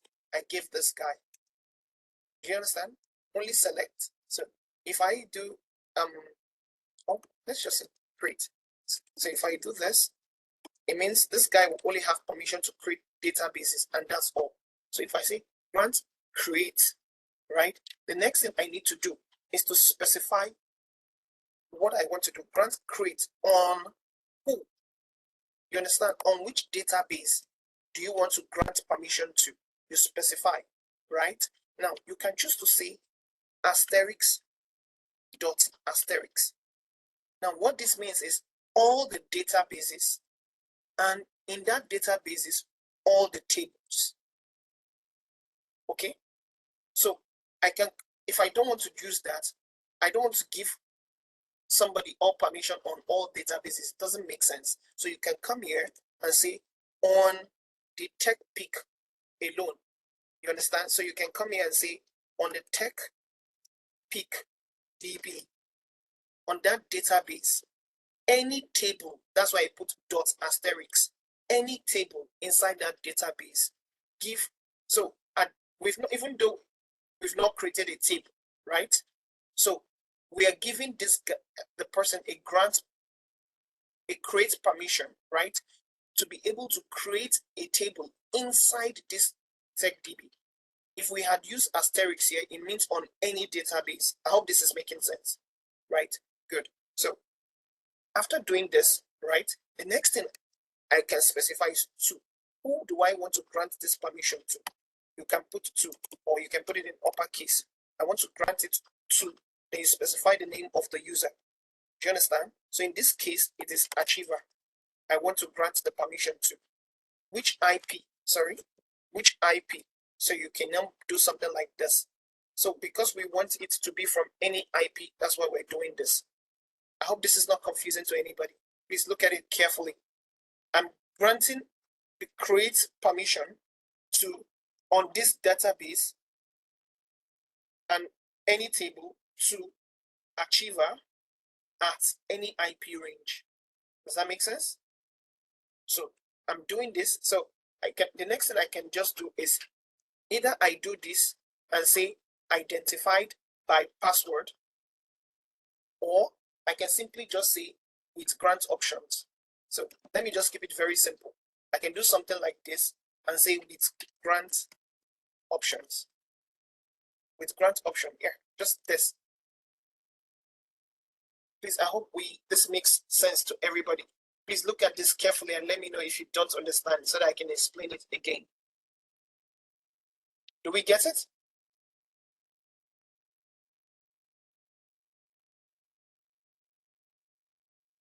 Can go again with the explanation of the line. So this is grants create. Remember, I told you you can do so many things. So let me copy this and come to this command, to this thing. So if I come here and step 9. So if I paste this, so I can also choose to do it like this and say, apart from creating, I also want the person to be able to select. I also want the person to be able to delete things. You understand? On this database that we've created. You understand?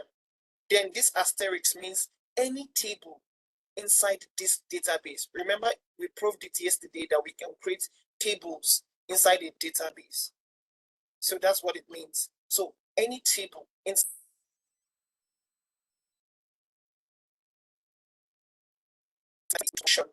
and you can keep specifying as many as possible. So I want you to understand the principle of least privilege.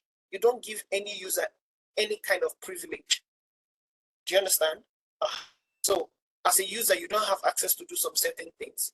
So so if I wanted to create another admin user, so all I need to do is, instead of putting all these things, I'll just come here and say all. Did you see that? Grants all privileges on this. So sometimes some people put privileges here, sometimes they don't put privileges. It's just your choice. You determine whether you want to put privileges or not. I hope this makes sense to everybody. So now, I hope this is cleared, right? So I'll come back here and hit enter now. So did you notice this worked? So let's check this client now and see if this client has access to all. So let's see. Let's see history. On a side note, I sort of see why organizations have teams that are just dedicated to like IAM management and all these things. Because I'm thinking about like having to grant access to like 1,000 users or something, Exactly. Like, it makes sense now. It's stressful. You're very, very correct. All right, so this is what I'm going to do. So we want to connect to this again. So what do? MySQL-H. We need to put the host IP for this server. Is that true? So I will come here and get it from here. So hey, save time. We're running out of time. Just give me what I want. Database server. Give me the public IP. All right, good. So just come in and paste that public IP. And after doing that, we want to be able to connect as Achiever, right? And then we also want to put a password. So this is it. So all I need to do is to come here and get a password from here. Okay.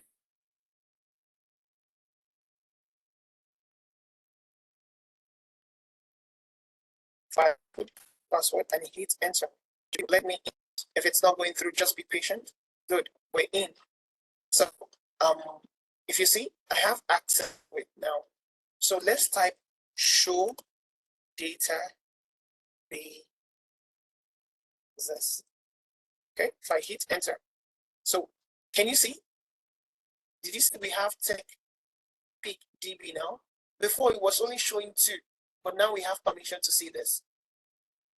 I hope this makes sense to everybody. So if I say I want to create a DB now and say create database, right? And I say test DB, and I do this and hit enter. It still gives me access denied. Of course, for this, yeah, we're able to see this. We need to specify more. What I just did here was discrete. Creating database is more on the it's actually on a higher permission level, right? That's why this guy is unable to create this. That you're able to see it is just one step of the way, and that's why. So the database engineers, like I said, there's so much more into all this as SQL database and the rest. I'm just showing you the little you should know as a DevOps engineer. So if we want to eliminate all this, all I need to do is just to come back here, and instead of this, I will just come here and change this thing from create. I'll put it to all. So if I do all and I hit enter, you see? So if I come here and do up arrow key and hit enter, okay, I think it has not taken effect yet, but I should be able to see if this should, okay, now just come here and type flush privileges. Let's see. Flush privileges and hit enter. And okay, even though I can exit, but let's see. Let's exit out of this and come back in.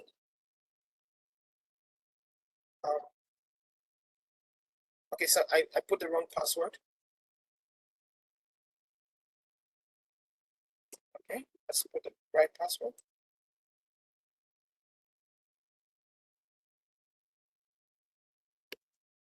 Okay, good. So if I run that previous command, okay, there should be a problem somewhere.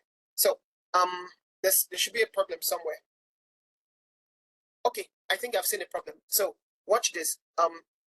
The only permission this achiever user has is on this database called TechPeakDB. He doesn't have permission to create another database. You see, that's where the problem is.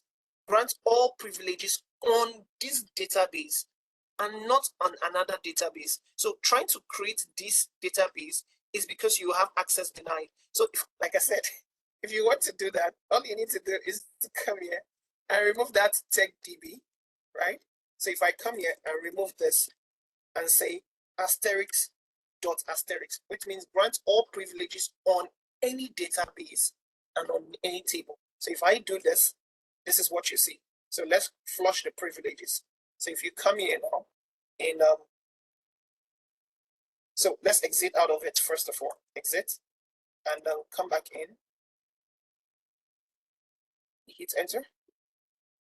Hope I'm typing the right thing. So let me see. Okay, this is the wrong thing. So that's why. Come here. Right click, copy. Press up arrow. Hit enter. Right click, hit enter. Okay, good. So if I do this, create database. Can you see? I'm able to create a database now. So if I come and say show databases and do this, you can see the database. So friends, I'm sure you all understand these commands now. It's making sense. So just to tie up everything, and then we can call it a day for the weekend. And I'm sorry for taking longer time. So the only thing you should see is this aspect of it. Supposing now, this is what you will see in a real world. This is a simple Python application, friends. A very simple Python application. So in the real world, DevOps, they're going to give you a more complex application than this, right? And then it's your job to be able to see how you can make sure that you've set up everything, okay? So what I'm going to just do right now is just to show you how we can connect to that guy, right? So So a quick one. I don't know if I should give you all. Should I give you guys as a classwork or as an rather an assignment so you can try and do it by yourself and see if you get it done. And if you're not able to, we'll see how we can resolve it on Wednesday. Do we do it that way? On Thursday rather? Would it be better? Please let me know. So we can stop here and then you go and try and see if you can get this to work. And if it doesn't work on Thursday, we will try and fix it. What do you think? So this is, so you can just do a little research. It's not difficult. Okay, the hint there is this. So first of all, this is a Python application, right? So what you should do is make sure that you install Python, right? And of course, it's going to give you some error. Whenever you have something like this, import this. Just like in the Node project, we had to say npm install something. So we need to use what is it called? Pip. Pip is the package manager for Python. So we need to say pip install this, right? So once we install it, we should be able to, so when you run this application, it's going to prompt you to enter your username and enter your password. So you're going to enter the name of the user you want to connect to that database and the password. So by default, when you run the application, it's going to pick the host. This IP address is going to pick the IP address of your computer, right? The port has already been set. The user, this user you see here is what it's going to capture from here. Okay? So let me take it slowly again. This is your IP, right? And this will exist 60 minutes when practicing. When you're doing this, I don't think it's going to even take you 20 minutes, right? It's not going to take you 20 minutes. So, but for Killer Coder, all you need to do is this. It's most likely to take us hours, actually. But sorry, oh yeah, it's true, But what I would just encourage, right? I'm just doing this because of cost, right? Because for learning, I don't want you to start getting a lot of course on AWS. So you can literally just save your codes, right? On notes parts like this. Okay. So when you write, just save it somewhere else. And if after 60 minutes, Killer Coder refreshes. But if you don't want all those stress, you can use your Vagrant or just on your virtual box, create an Ubuntu system. Okay. On your virtual box, create a virtual machine and you'll be fine. You understand? You don't need any of these things. You create one VM and call it the server, create another VM and call it the client. It's going to work. Do you understand? So please, I'm going to stop here, right? So if you attempt it, I'll be glad if any of you get it. So in fact, this is what I'm saying. This is once you install it, you should be able to get this correctly. So if you are able to do it before Thursday, please paste the screenshot on the channel, on the message box, and let us know. But if you're struggling and you still need a lot of guidance, let's meet together on Thursday. So on Wednesday is just going to be for our Linux continuation. Okay, just 1 hour session on some things we need to still know on Linux, and then on Thursday is going to be. So Wednesday, like we usually do, is a troubleshooting session. If you have any problem, I can help you to fix it on Wednesday. Okay, but I will not teach you how to solve this problem. Okay, but just to clarify any other thing. But if there's no issues, what we're going to do is continue the Linux learning. But on Thursday, it's going to be how to fix this, to do this little task, right? So that's it. Achievers, So, I'm sorry, please. Can you just tell us the way you explained it earlier? I didn't get it. Can you tell us what to do in like 3 seconds? Install Python. Okay, if you're given a simple Python application, you must first of all make sure you install Python, right? Because this is a Python application. You must make sure Python is running on that computer, all right?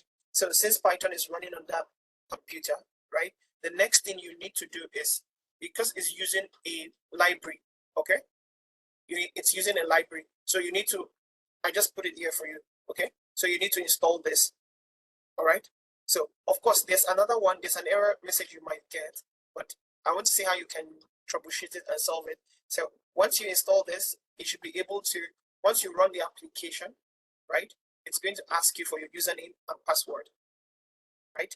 Now, but there are some things I'm seeing there that you need to update by yourself. So I want you to go through the code.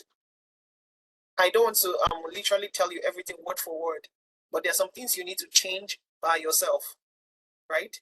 I can literally see it there, but okay, just so that you learn, like this example DB, right? Make sure that this is going to match your own database. I shouldn't have said this, right? But it's just because I don't want you to get stuck, right? So make sure that the database you are testing it against must be your own database and not the one I put here. You see that? So you are just supposed to make sure you fill in the parameters. So if you get this to work, the next level would have been how to use environment variable. But we're going to take it slow and steady.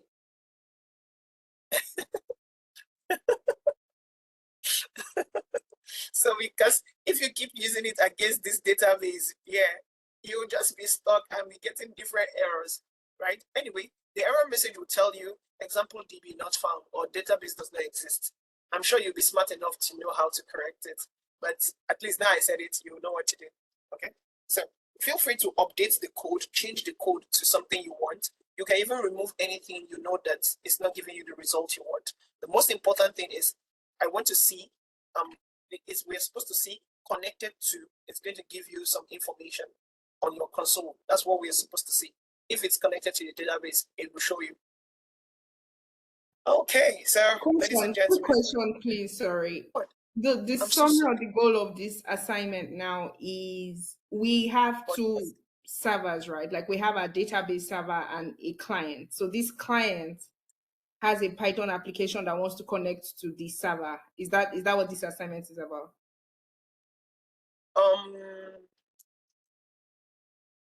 Okay, the assignment is the developer gives you their application and tells you to set up a database and then connect it to the database. That's all. So they just gave you their code, right? And uploaded it on GitHub. Your job is just to set it up and send them and tell them it's working, right? So your job is to set up a database and connect it to this code that the developer has given you. Does that make sense? Is that simple enough? Yeah, I'll reply to the developer by Thursday.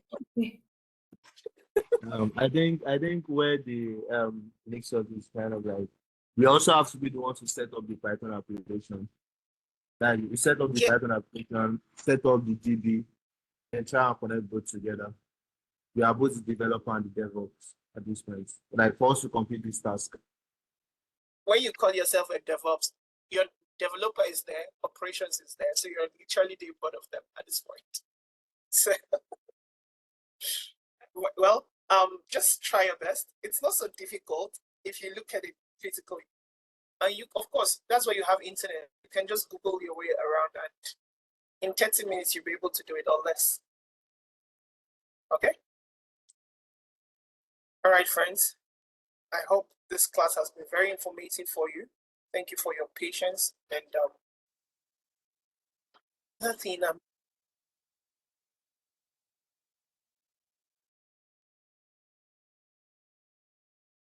We did.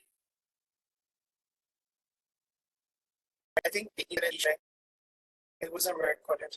Wow. Okay, that will just be the benefit of those.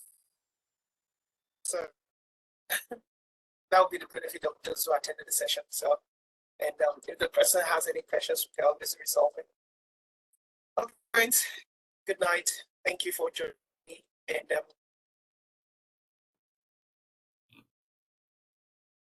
Please, have you shared this assignment note? Sorry.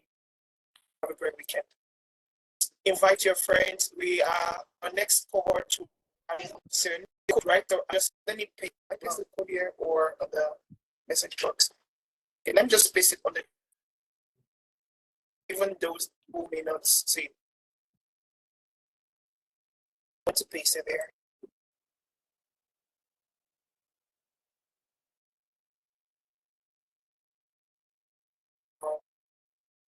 This should have been pizza. Okay, hold on, let me see if I and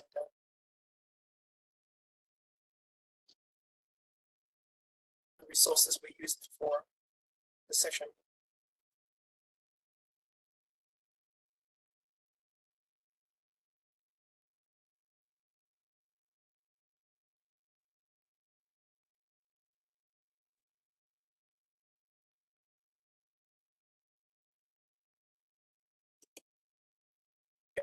So,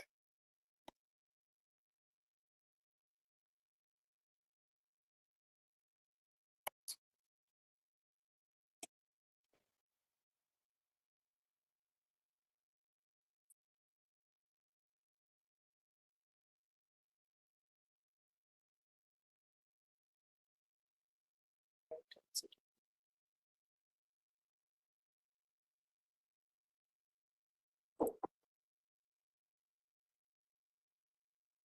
right, so I'm going to actually just delete this code and paste it here.